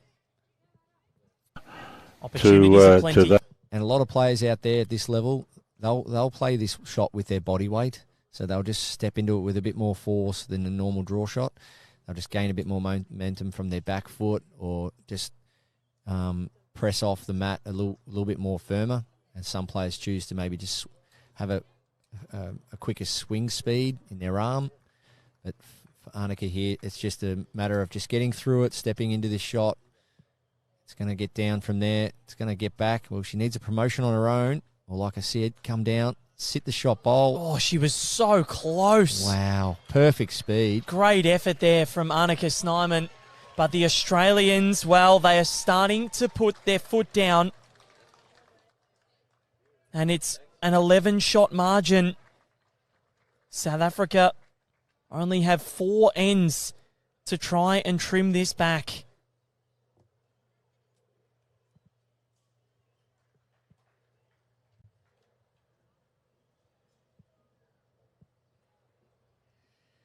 Yeah, it was interesting if when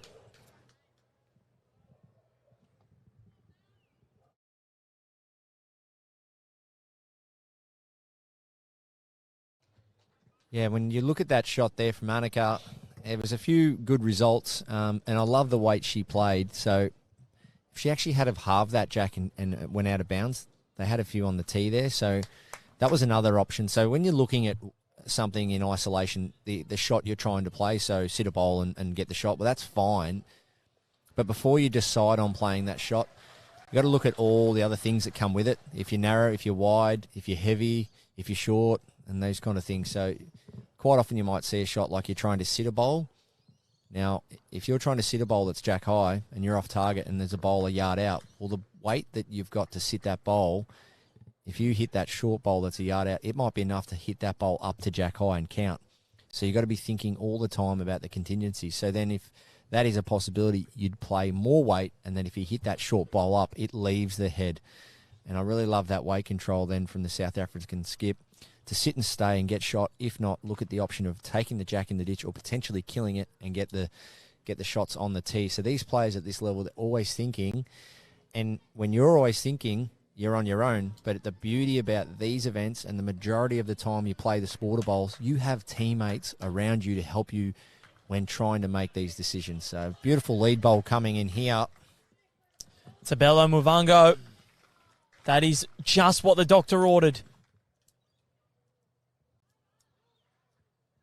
It's been a tough morning for her because Dawn Heyman has been all over it. But Tabelo Muvango, she is a Commonwealth Games silver medalist for a reason. Was awesome in Birmingham last year. Lindsay Clark just sliding through. Good home, though. So this is obviously a loose end for Dawn. And Lindsay, well, that's not a bad attempt. It's in a really good area. But South Africa, this is their end. If they're to try and pick up a multiple and try and work their way back into this match over the next 4 ends, well, they've got to score now and score heavily.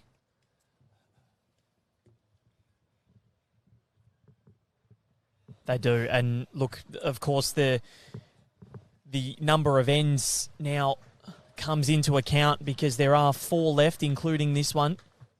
South Africa they're 11 down. They can't afford to drop more because all of a sudden, if they go down by more, as Esme Kruger finds the jack, currently holding 3, this is what they need, South Africa. So, Lindsay, something similar for me. Forehand, body language is really positive. That's what. When isn't it positive from Lindsay, though? Kelsey leaning in too. Is it going to hang on or get away? So, Australia, they've not quite found it so far. So South Africa holding 3, I believe. And the multiple Australia got in this direction 4 or 5 ends ago. Oh, sorry, in the other direction was the moment that really broke this game. Yep. Can South Africa try and strangle it back with a multiple of their own? Well, the problem for South Africa is that before end 12, only 2 multiples had been scored in this match. One to Australia with a 4 on end 5, South Africa with a 3 on end 7. But the last 3 ends, Australia's won 6 of the last 7. But the last 3 ends, a 4, a 2, and a 3 to the Australians, and they've gone from 9-7 to 18-7. So we do apologise, just getting the momentum's everything in this sport. Cameras. And momentum's everything in a lot of sports. So if the momentum's working for you, got to keep running with it. And then sometimes it just isn't.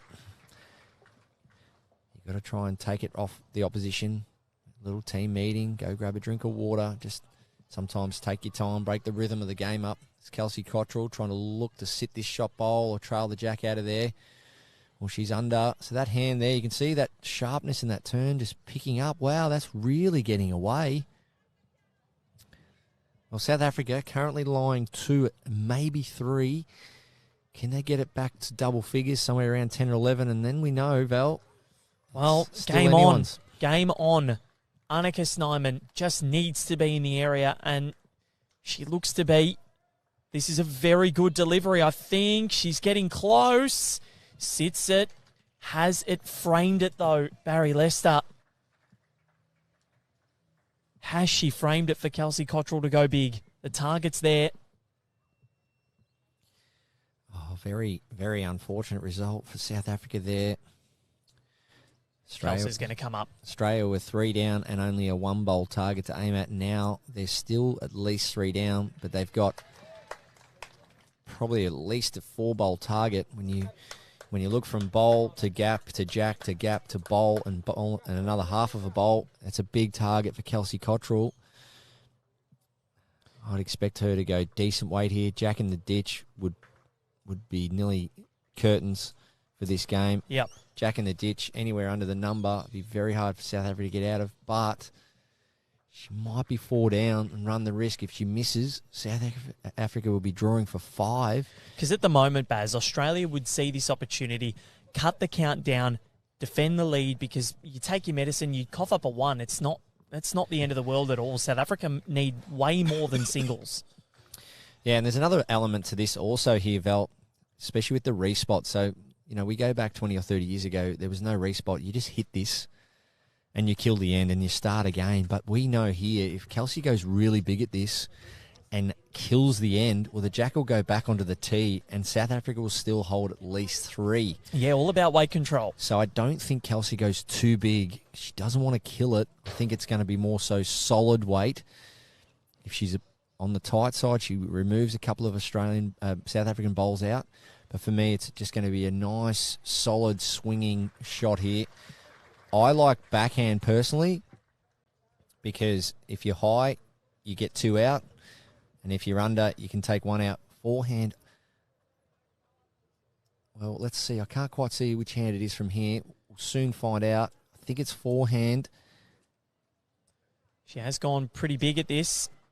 No, it is backhand.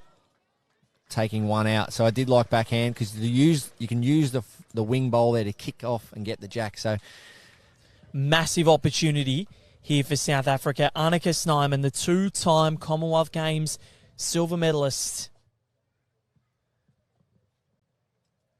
I think the indication was 2. And that's that weight I spoke about, Val. That jack would have killed then. Yep. And well, that's okay. Like South Africa obviously holding 3 then, but by going really big too, the other additive is that you wipe a few bowls out of the head. So Well played by Kelsey, just missing offline. But South Africa need to cash in here. 4 feet of room, or 3.5 feet of room to add another. 3 here versus 2 is a massive difference. Annika Snyman. It's huge in the context of this match. Is it getting down? It is. But will it do it in time? Well, it's close. Yes, that's definitely in. That should be in. So 3, measure for 4. So 1, 2, and 3 out. South Africa want another one. The difference between it being an 8-shot margin and a 7-shot margin is everything. Could this be the spark for the South Africans? Tabelo Muvango, Esme Kruger, and Annika Snyman. They score a 3, and it's a multiple they so desperately need. Is it the spark? 18-10, the lead to Australia. 3 ends to play. South Africa score their second multiple of the match after end 7. It's taken them 8 ends to get another one. In between that multiple on end 7 and the one that they just scored, they'd only scored 1 shot. Barry Lester. Yeah, interesting to see what this jack ends up here. Well, it is going long. Is it going to stay on? Well, it's a lost jack. That's not what the South Africans were after at all, Barry. But that's okay. Move on now. Can't dwell over that. South Africa just need to respond. As we saw here, they didn't struggle to reach it all last end, the South Africans, and that will be the key to this match for them to try and keep collecting some multiples and force their way back with only a couple of ends to play. Well, this is the third lost jack that we've had in terms of either the end being too short or losing the jack in the ditch. South Africa have won both of the previous 2 of those ends. Yeah, they're just stepping it out. 1, 2, 3 big steps from Esme. And that would indicate they're just trying to step a metre each time. And it looks borderline down the other end. So I'm tipping this to be just short. Might be. And we saw something that was similar before. So could we get a double lost jack here, Barry? Yeah, so if it's a double lost jack, so if this is... it's just spotted, isn't it? The jack goes onto the tee and the South African team can dictate where they want to place the mat.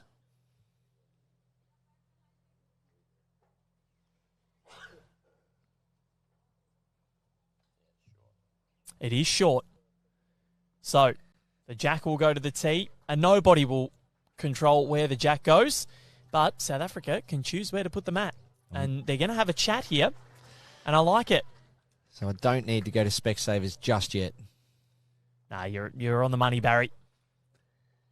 Yeah, I knew it was more on the shorter side there. So we're seeing the mat going right back here. So this is, okay, 1 mat length off the tee. So pretty much ditch to ditch. 36 metres.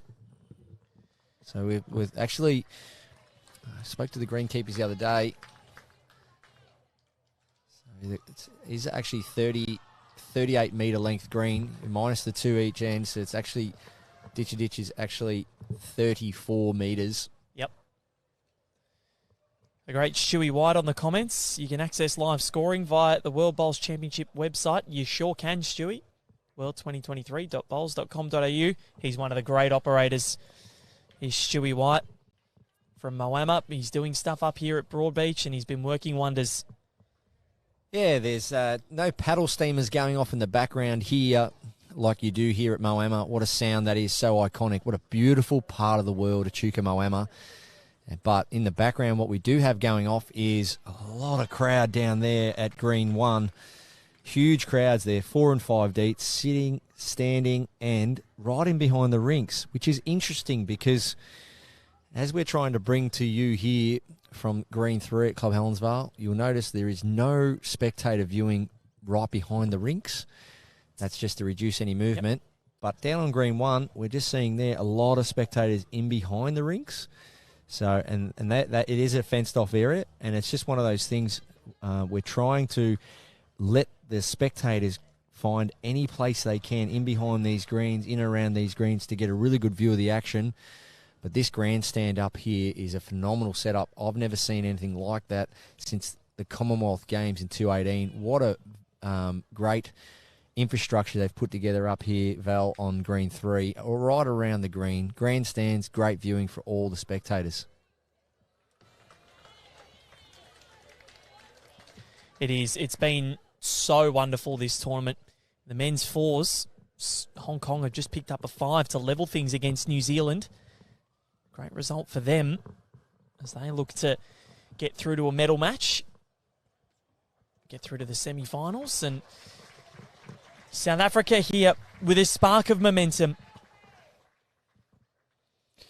Esme Kruger, forehand it is. Well, that'll do. I think that's enough for one. So a bare minimum for South Africa for me would be a 2. Yeah, I agree, because Yep. if you look this end here, if Australia win it, it can go a long way to seeing the next end of end 17 being the last one. So if Australia win this end, they'll lead it by at least 9. If South Africa win the end, they can get it to within that full count as well. Lindsay Clark crashes in. I reckon that jack sitting closer to the South African bowl, which will give them some hope. Yeah, needs to repeat the dose, does Esme Kruger. Forehand again. If you're not getting the shot or one right near it, you're wanting to be beating the back bowl of Australia and that wing bowl out there at sort of 230. Ideally, try and get third shot, and then they can start to look at removing the nearest bowl of Australia. So this is coming back nicely. Is it going to get down for third? It's going to be a close finish here. If it falls in, it's probably going to be third. Not quite.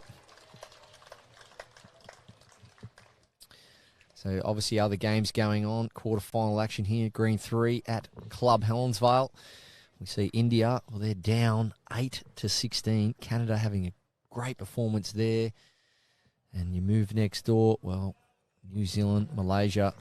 We've played each other many times now over big, big competitions. Malaysia, very, very strong country when it comes to bowls. They're leading 12-11 over New Zealand in the women's triples. And we see there the next rink over. Well, England leading 17-12, Baz. Yeah, that's high scoring, isn't it? Yep, over Ireland. That's after 15 ends. So plenty going on Green 3 here at the World Bowls Championships. But on our rink, South Africa looking to come back, looking to try and forge on and see if they can stage an almighty comeback. Yeah, no more Asia-Pacific Games, as the World Bowls is now every 2 years, so that's replaced.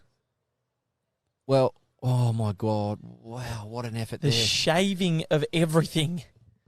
Unbelievable there from Annika Snyman. Yeah, great attempt. That was an unreal attempt. Well, it was bowl through jack to get the jack out the wing for 3 or 4 or 3. As Kelsey will be trying to draw the shot here. She's going to make it? I don't think so.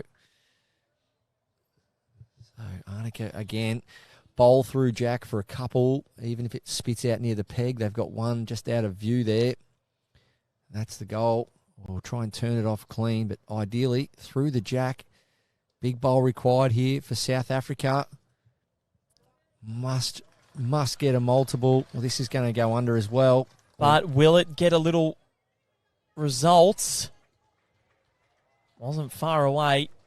So a 1 here for South Africa. Not the end of the world.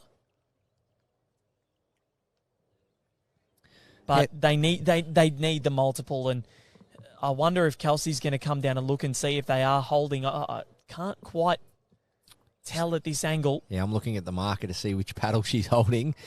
I think she's holding a red paddle in her right hand. So if it is one, I think Australia take it. Yeah, they do. Yeah. Does South Africa want to measure things?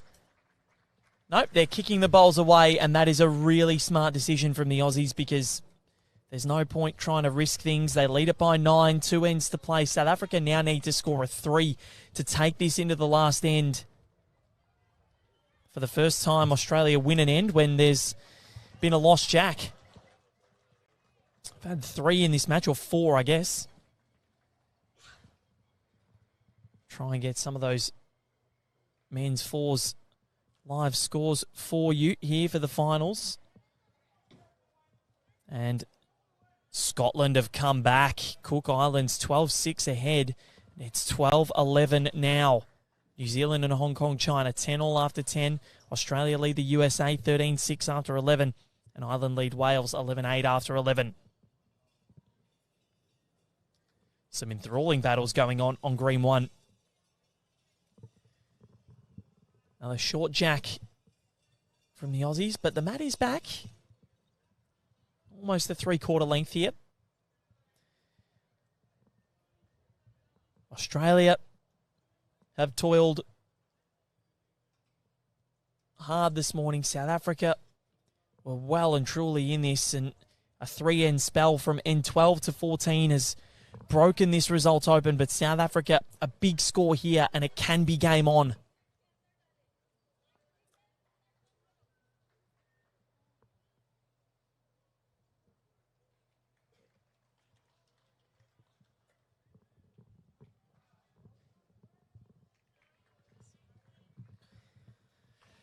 Dawn Heyman just sliding past, and that's going to be a good home, really, when you think that South Africa is just going to be trying to push into this jack, give their bowls a chance to try and score a number. As you mentioned, Val, if they don't get at least a 3, they will shake hands. And it is still only 20 past 10, so it's very early still. Yeah. So I'm pretty sure it's a 12:30 start the next game, so it's a big break. You're talking a couple of hours to go away and recover.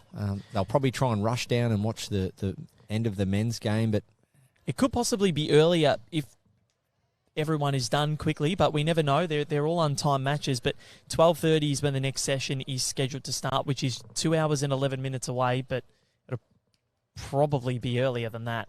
Yeah, it's an interesting one, Val, if you were to ask the players whether they want to they've got the feel of the green, feel of the conditions. Come back in 2 hours' time. You never know. The wind could get up, 20, 30 knots, or you just don't know. So changes things completely, doesn't it? Yeah, so a quick call around to the players. What do you want to do, management, coaches?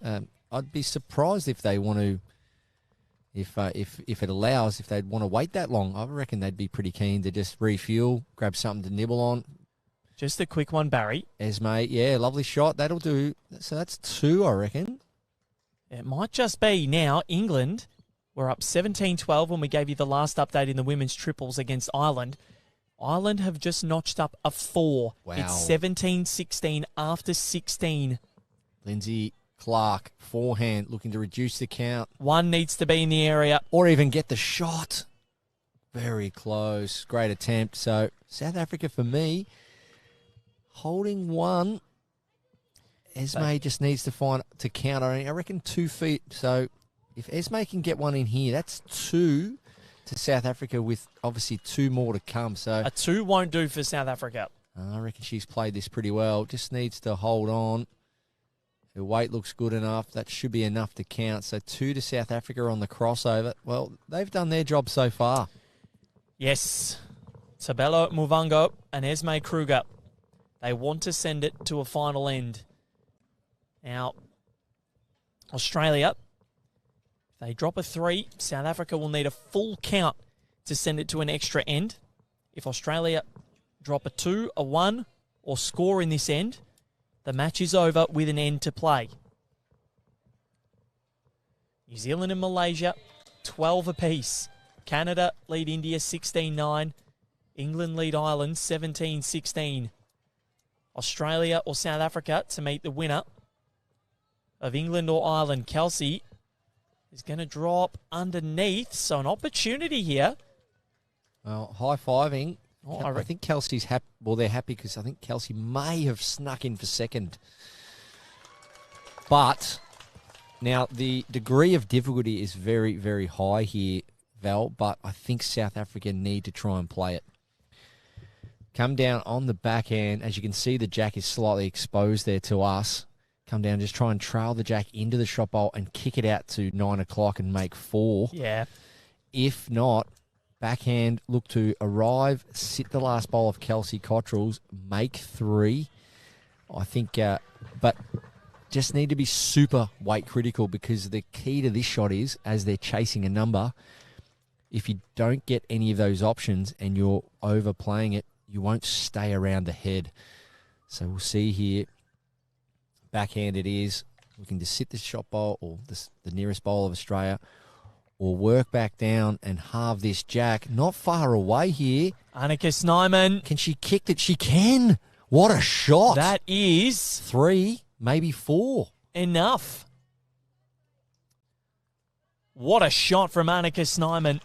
Well, she ran through and probably ran out, but gee, a little bit more of that jack. She ended up getting a fair bit of it and kicked forward as opposed to sideways. But this is exactly what you call, Barry, and that's unbelievably executed from the South African skip. Now, Kelsey. See how lonely that bowl is now, Val. So Kelsey's got to get within a yard just to cut all this down now. So Kelsey Cottrell, she's looking to get something close. Anything within a yard will help. She's going to make it. She's trying. Well, they're happy. I think that's second. They are happy with it. It's the same thing here now. Annika, she can try and trail the jack to the bowl just under the blue, jack there. Trail it to that blue bowl. She can make 4 on her forehand. Annika Snyman. This is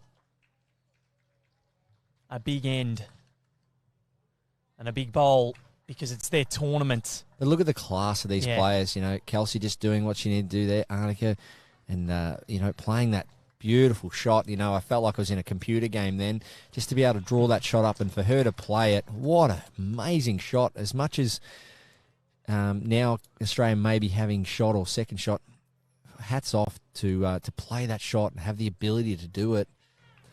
So, Annika Snyman to keep South Africa in the tournament. We need jack movement here to keep this game alive. Jack down the line, 18 inches. She isn't a world away. She is not a world away, Annika Snyman. And that is going to do the job. 2 great shots, Annika. Well done for her country, keeping this game alive. If you're a South African supporter right now, you'd be super proud of that effort. Down championship. Down, putting the bowls in the bag and heading inside. But all of a sudden, a measure to stay alive. Anything extra could be vital. I reckon they've kicked the 3 out already, Barry. Oh, they're just, for me, Val. That is massive from Annika Snyman. 2 perfectly executed bowls. Absolutely clutch. And she keeps South Africa alive, we think. They are measuring. Well, it's definitely 3, so the game's alive. Yep. So, at this stage, on a live score, we think it's a 3. It could be a 4th. A 4th means a full count for South Africa in the final end will win it. A 5 will send it to an extra end. If it is a 3, only a full count sends it to an extra end. So Australia's still in the prime position, but South Africa to keep things going. Amazing. And already, I'm just putting myself in the position as a lead. Already you're thinking, well, we need to have a chat, straight away talk about the length. And the key to chasing a number now is the jack. 3 to South Africa. So the situation as we head to the final end, South Africa, Barry Lester, need a full count to send it to an extra end. Yeah, and South Africa can't put the jack near the tee. They must have a chat here. It's got to be short to give them every chance. So Tabela Muvango puts the mat down close-ish to the tee, close to the back of the rink. And these are the little, well, they're not little decisions, Val. They're massive decisions. But sometimes we can float our way throughout a game, just throw a jack and just hope that we play well. But this is very strategic here. This jack can't afford to be near the tee. It's going pretty long. Well, it's going. That is on the tee. Well, now it's going to be very, very tough. They've got to fit 6 bowls somewhere between the jack and the ditch. Whereas if the jack was well and truly up the green, you've got all that room behind the jack to put the bowl. So let's see how we go. It's always a big one. Two things. if you're looking to keep your bowls on the green and score a number, jack up the green. And if you're looking to kill an end and stay live in a game, you want to jack up the green, because the nearer the jack, nearer the target, Tabela easy to Muvungo. kill. Any touch of the jack is a perfect. Well, what a great shot backing up that jack roll. Great start for Tabela Muvungo. Dawn Heyman now can almost put it to bed with her first bowl.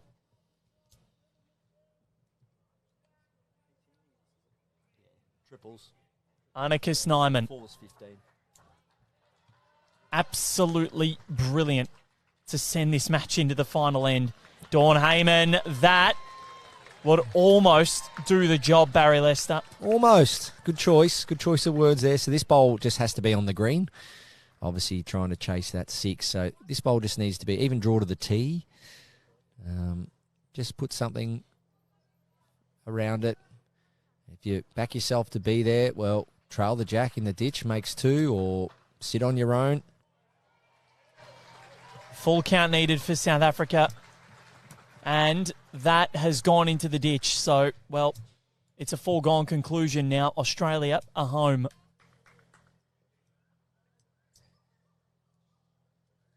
Tabela Muvungo going too fast, too quick.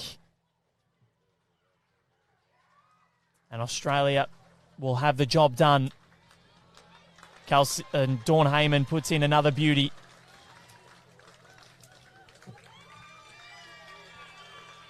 So they are shaking hands. I'll declare this end. It doesn't really matter what happens because there is a bowl in the ditch. So they're picking them all up. And that bowl in the ditch from Tabela Muvungo, enough for Australia to say thank you very much. We'll move through to the semi-finals, and we're going to take on either Ireland or England. Barry Lester, Dawn Heyman, Lindsay Clark and Kelsey Cottrell, they get themselves a medal, but what a performance it was from Tabela Muvungo, Esme Kruger and Annika Snyman to get themselves through to the quarterfinals. And they played so well for, it was just that little three-end spell from 12 to 14 where the Aussies scored 9 shots. Yeah, you remove the surplus out of there, so you turn those into singles. Well, South Africa would have been pretty much level pegging, but you said it well, Val. I really enjoyed that match. The fact that South Africa just fought hard all the way to the end. A very proud country when it comes to their bowls. Great players, as we saw, shots play, trailing, drawing, and the experience of those great players from South Africa. Great battles had over many years, and none better than what we just witnessed. Well done to Australia. 2 big games to go. The dream's alive for Lindsay to try and pick up that gold as she looks to retire in a couple of days' time. But well done, South Africa. Took it all the way to the Aussies. Be very proud of your tournament and how you played. Unfortunately, as we say, Val, there had to be a winner, but all 6 players can hold their head high. They really can. It was a great contest. Shots play and shots galore. And Australia, Dawn Heyman, Lindsay Clark and Kelsey Cottrell, they are through. And we might bring you the final end of this Ireland-England contest. England lead at 18-16 with an end to play. And I reckon we're going to bring you this to see who plays Australia in the semi-final. Why not? We've only got the coverage on the 45 cameras, so we're not going to have anything behind the head or anything too strenuous, but England leading. They've led the entire match. Ireland with a big 4 on the third last end to get within 1. England have taken the penultimate end with a single, so Ireland will have last bowl. A 2, send it to an extra end. Ireland can score a 3. They can get through. They advanced in a final end thriller over Hong Kong, China yesterday. All they had to do was lose by less than 3 or win against Hong Kong. They were down by 6 at one stage, and they got through and won the match.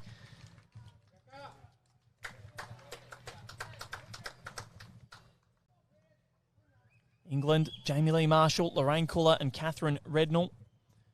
Ireland's contingent. Well, Sophie McIntyre, Shauna O'Neill and Chloe Wilson.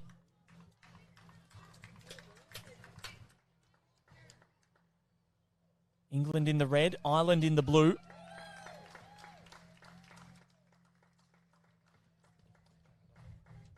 Canada, they are through to the semi-finals. They've knocked off India. Emma Boyd, Bailey Van Stein.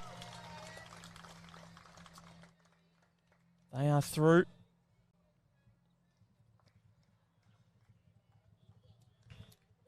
Joanna Cooper, the other one in that team.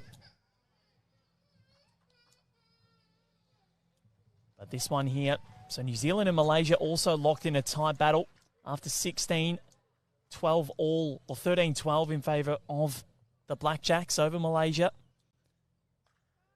And Ireland, not a bad effort. Ireland still holding one. Yeah, no one really leaving this venue, even though the Aussies have just picked up a win there, Val. We're seeing a lot of people staying around. They see some big games going on here. You see New Zealand and Malaysia, one in it. Canada picking up a win there. They're hugging and celebrating. So they get a medal, Canada. Oh, well, there you go.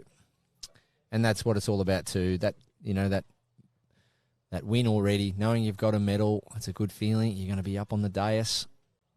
So whether they're singing a song yet, they don't know, but they know they're guaranteed to get up there come presentations. They would certainly like to. Now, Barry Lester, Sophie Tolchard and Amy Farrow against Sarah Nichols and Issy White. Well, 14 all, extra end. Oh, well, I took a glance at that about half an hour ago, and I think England were up by nearly 10, so that's a big comeback. So Ireland holding two, Lorraine Cooler. What has she got? A big shot. She's taken one out. She'll take it. A one to Ireland won't do. They need two to send it to an extra end. We may just get one here too. Imagine being an English fan right now. Yeah, I've just refreshed my screen. It was 10-3 when I last looked, so now 14 all. And as you said, was it an extra end, Val? Yes. Wow, an extra end over 18 ends. I think it was 11. An extra. 11-2, I think it was, in favour of Tolchard and Farrow. So the skips will make their way down. It's Catherine Rednall that'll go first. Bronze medalist in the women's singles, falling in an epic to Kelly McCarrahan. So the winner of this to take on Australia. Dawn Heyman, Lindsay Clark and Kelsey Cottrell already through. So that other game going on over at Musgrave, Tolchard, Farrow versus Nichols and White. We'll keep you up to date with that one as well, even though you can tune in live yourself if you choose to. But here we are at Green 3 at Club Helensville as the sun really starts to do its work. That is nice. A lot of people, as we look around, reaching for the sunscreen. And this game here, well... So we have two semi-finalists sorted in the top half, one in the top half, one in the bottom half. As Locker's got us some picture-in-picture here. This is some exquisite work from Lachlan Williams behind the scenes. So, time for Ireland to pop one in.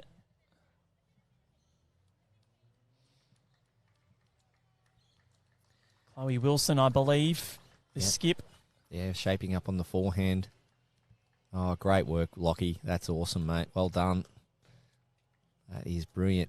You see the bowl leave one screen and enter another. Well done. They're interested. They like it. And that is enough for two. So if Catherine Rednall cannot do anything about this, it's very close, but they like it. Yeah, we can't see from here, Val, but interesting to see whether that last bowl does create an angle to get both bowls out now. Catherine, she's looking down the rink from the front as you see both players walking up to meet her. They're just standing at the front of the head. All three players contributing here, all trying to back each other in with this call. So we'll obviously cover the extra end if it does go to it. Currently, Ireland holding an extra end. If Catherine Rednall cannot do anything about this, Ireland could have a bowl to send themselves through to play Australia in the semi-finals. They're in the same section, Australia and Ireland. So weight it is. Catherine Rednall on the forehand, looking for any contact here. She's interested. She likes it. Oh, what has she You done? wouldn't believe it. Her face is in her palm. You absolutely wouldn't believe it. From 2 down to contacting the bowl she needed to back cutting it onto Jack. And it's given Ireland Still 2 shots. 2. So we're going at this stage, it's an extra end. Chloe Wilson, been Just- living out here in Australia for quite some time now, quite a few months with her boyfriend Adam McKeown, and down there at South Tweed. Look at that. I love this. How good is that?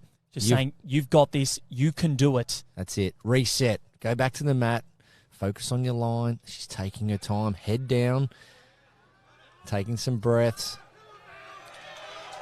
Val Smith has just done something sensational for New Zealand. She was down a couple, Val Smith, drawn within a foot. I thought they were talking to me. Okay. So Chloe Wilson, this is just huge. She's got a little rub of the hands together. I love that. What a moment. What a moment in her career. So it'll be forehand, I believe. But just because she just played one on the forehand, it may be slightly easier backhand because if she trails the jack, keeps the thought of a 3 alive. So it is backhand. Chloe Wilson for Ireland. This to win the game. They were down by about 10, Barry Lester. We gave them an update. Are they interested? Well, the weight looks all right. Coming, they're telling her to get down. They love it. And Ireland, Chloe Wilson almost in tears. A Houdini act of epic proportions. Heartbreak for England, but the Irish will go through to face Australia in the semi-final. Sophie McIntyre, Shauna O'Neill and Chloe Wilson. Wow. And Malaysia celebrate as well. What is going on green 3 here at Club Helensvale? Lots of celebrating. What a morning. One down to 1 up Malaysia. So there. Ireland in tears. But I think we have to cover this too. Locke's going to run and get the 45 sorted for us. So we're going to cover what's happening between Malaysia and New Zealand here as well. What an unbelievable match. It's 13 all after 17. So Malaysia and New Zealand are tied. They're going into their final end. Ireland have staged one of the more remarkable comebacks to knock England out, and the differences of emotions on the bank, the English trio, Jamie Lee Marshall, Lorraine Kuller and Catherine Rednall, absolutely gutted. The elation from the Irish, wow, what a performance, Barry Lester. Chloe Wilson, that is a splendid way to finish. Yeah, Chloe Wilson, she just played one on the forehand. She had to switch to the backhand, but I just want to say how incredibly gutsy and what amazing effort was from Catherine Rednall. Stiff to get the back cut, to go still 2 down. And as they pose for a photo, I think there's still some tears there from all 6 players. But the Irish have been building for this. They've been coming out here 3 times in the last 15 months, having hit-outs against Bowls Australia. They've brought out some youth. They've got a lot of support from the Irish Sports Foundation, and they've got some sports science people out here with them. They're really trying to really go up with their program, and they're getting some reward, as we saw the men's pairs winning gold, and now another medal to Ireland in a team event as the men's triples picked up bronze. So Ireland have put in the hard yards, and they're getting some reward, Val. They have, and they've come out here a couple of times, Ireland. They have had a sensational World Bowls Championships, Malaysia and New Zealand. It's been tit for tat the entire contest. They've been close, and it's Nurul Alyani Jamil, Siafika Haidar Rahman, and Azlina Ashad up against Leanne Paulson. Test yourself under these circumstances and come through. There's no better the feeling. End between England and Kicking Wales for goal, the siren sounded. Yep. It's all down to Izzy here. Drama all across the Gold Coast. Good breath. Yeah, England currently holding. Has a very confident. Scotland have be moved confident with the shot you're going to play. After 13, they Think about your process, not about the result. Hong Kong, China, 12-10 up over New Zealand. She's gone for the. She's gone for the doctor. Oh, unlucky. Unlucky. Oh, wow. Well, Wales. Anti-climax. Yeah, I was hoping she was going to. Well, not that I was hoping she was going to do it. Wouldn't it have been a befitting end, a nice draw in 2 inches off the jack on that hand, but never mind. Look, well done, girls, to Sophie and Amy. Fantastic. Their next assignment will be against Team Malta. So Malaysia. And they'll probably be playing on this same green, but over on the other rinks. It was almost like when Shane Warne 5 took his according to 700th wicket. Our little mate, they saved game. Mechanical genius, Moriarty. He's got it all sussed. Today. Yeah, we're AKA Robbie Allen. High-powered camera. Where are we heading? Okay. There, Chloe Wilson down on just finish off with hand over her head. Before we come back to this game here, we'll just acknowledge the sponsors of this event. Run under the auspices of World Bowls and Bowls Australia. We thank them very much for allowing this event to be held on the Gold Coast, sunny Gold Coast with a bit of cloud. And their major sponsors: Tourism and Events Queensland, major events Gold Coast, Australian Sports Commission, the Australian Institute of Sport, the Commonwealth Games Australia, Right at Home, Apia, Audica, Henselite, Drinkwise, Geeks to You, and Max. We thank them very much for their sponsorship of this event, assisting us to get off the ground. So, thank you very, very much to the girls for a wonderful match there. Just need to win this end. Val Smith will have the last England prevailing over Wales. So and it was a good game, and as Tim alluded, we thought England were going to run away with it at one stage there, and against Kelly McCarrahan on Sunday afternoon. Wales fought back, and there we have a 17-14 after an extra end. And look, thank you very much. Tim, I know you're going to get away, so thank you very much for your commentary over the last week, or 2 weeks actually. We thank you very much. It's been great to have you down here, and we shall catch up. But to everyone out there, we'd like. What happened there with the New Zealand bowl? Is it? 08 Christchurch. Yeah. Well. Them's apples. So thanks very much, ladies and gentlemen. You enjoy your bowls and support your club, and bye for now.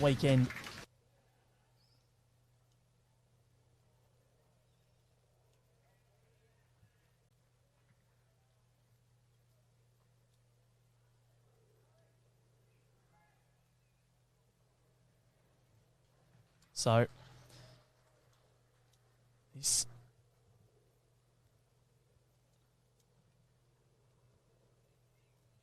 has been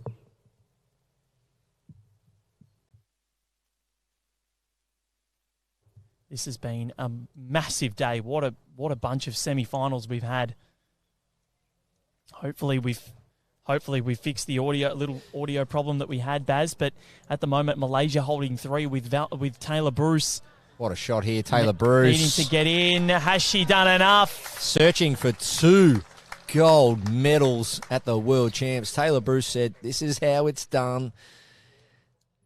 At such a young age, 28 years of age. Taylor Bruce, what a great story we read recently.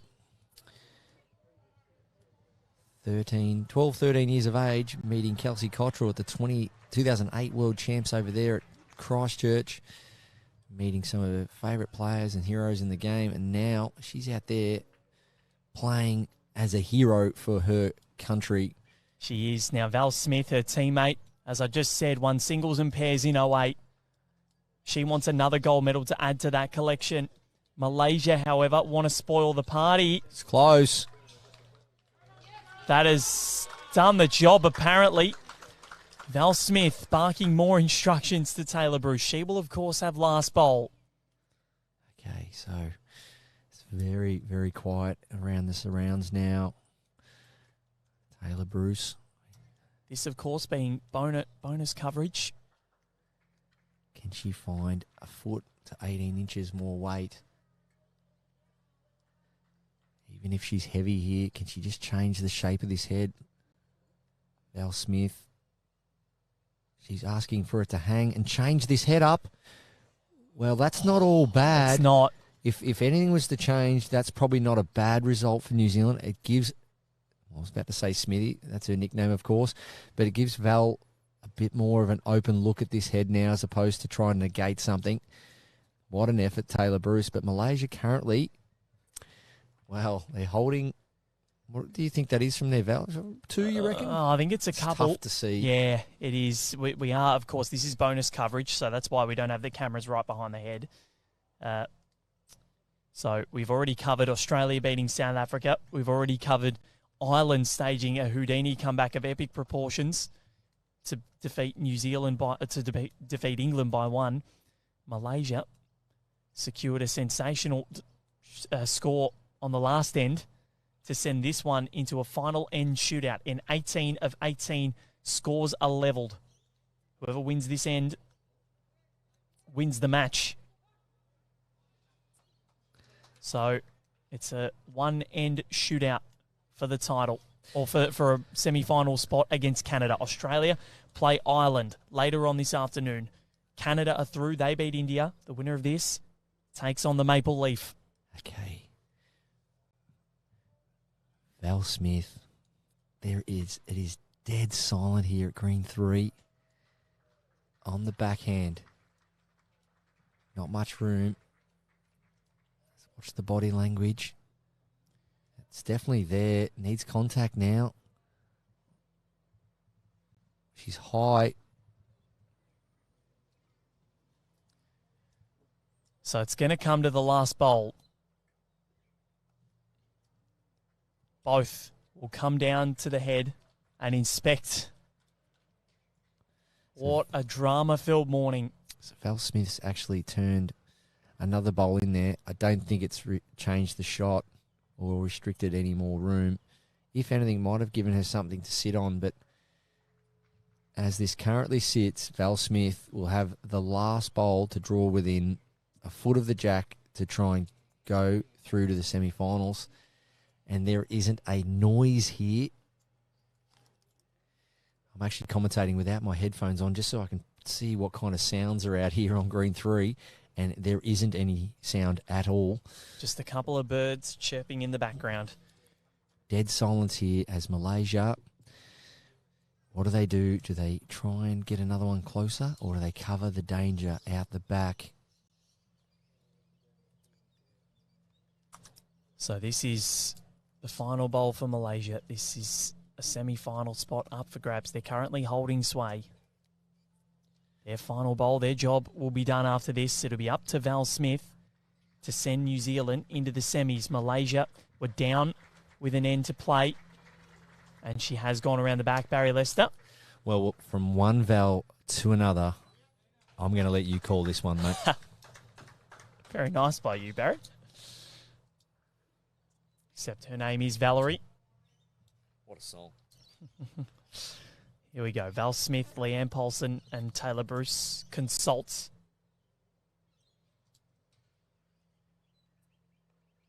Leanne and Val, bronze in the women's fours. They scored that over the weekend. Taylor Bruce, gold in the women's singles. All three of them want to go home with a second medal. The 58-year-old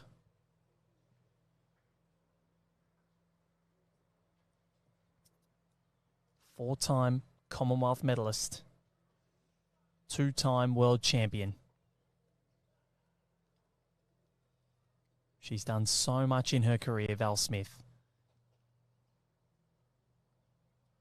Experience means everything in these situations. She's been here before. Weight it is. On her haunches. Val Smith. Not far away. Not far away. She's done it! Or has she? Or has she? They celebrated, but the jack kept moving. Taylor Bruce was up.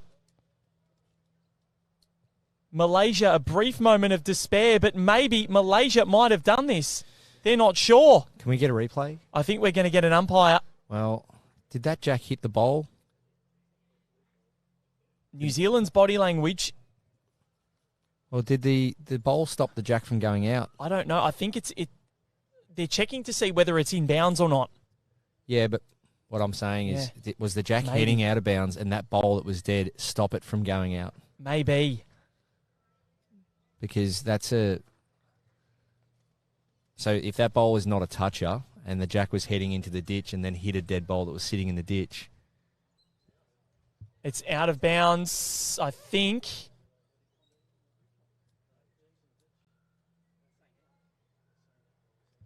I believe they've called it out of bounds. So the jack goes to the tee. And are we getting a measure? From a boundary measure to a actual standard measure for the game, it doesn't get any. So they're having a chat. They're celebrating New Zealand. New Zealand have done it. Val Smith. It was a bit premature, but the decision is final. And Val Smith with the final bowl scores a 1 with an absolute bomb. And from one Val to another, congratulations to New Zealand. Absolutely magnificent. What a drama-filled morning. Australia and Canada get through comfortably. Ireland with a last gasp effort in a comeback over England. And New Zealand win an almighty clash against Malaysia to move through to the semi-finals. They'll take on Canada. Australia will take on Ireland this afternoon. Baz, what a morning we've had. How good is Lawn Bowls? You must share this footage on your page. Tell people how good this game is. You just witnessed pressure personified by Valerie Smith. There for her country. Represented her country over 500 times has Val Smith. And that is one of the best bowls she's ever played in her career. She did it when the game was on the line. Tell your friends to watch that footage. Share this footage to your friends. Get them out there playing bowls because this is what it's all about. It is. We'll be back in, well, we think we'll like the Bowls Australia Facebook page and turn your notifications on. That's when you know we'll go live. But we think it's going to be in around about an hour and a half's time. We're not too sure. It just depends on when other matches finish. But Val Furbo and Barry Lester have been with you for an epic semi-final morning, a quarter-final morning of women's triples. Australia to take on Ireland in the semis. New Zealand to take on Canada. What a morning that was. We'll be back in an hour and a half's time. If not, like the page, put your notifications on, and you'll know if we go early. We'll catch you soon.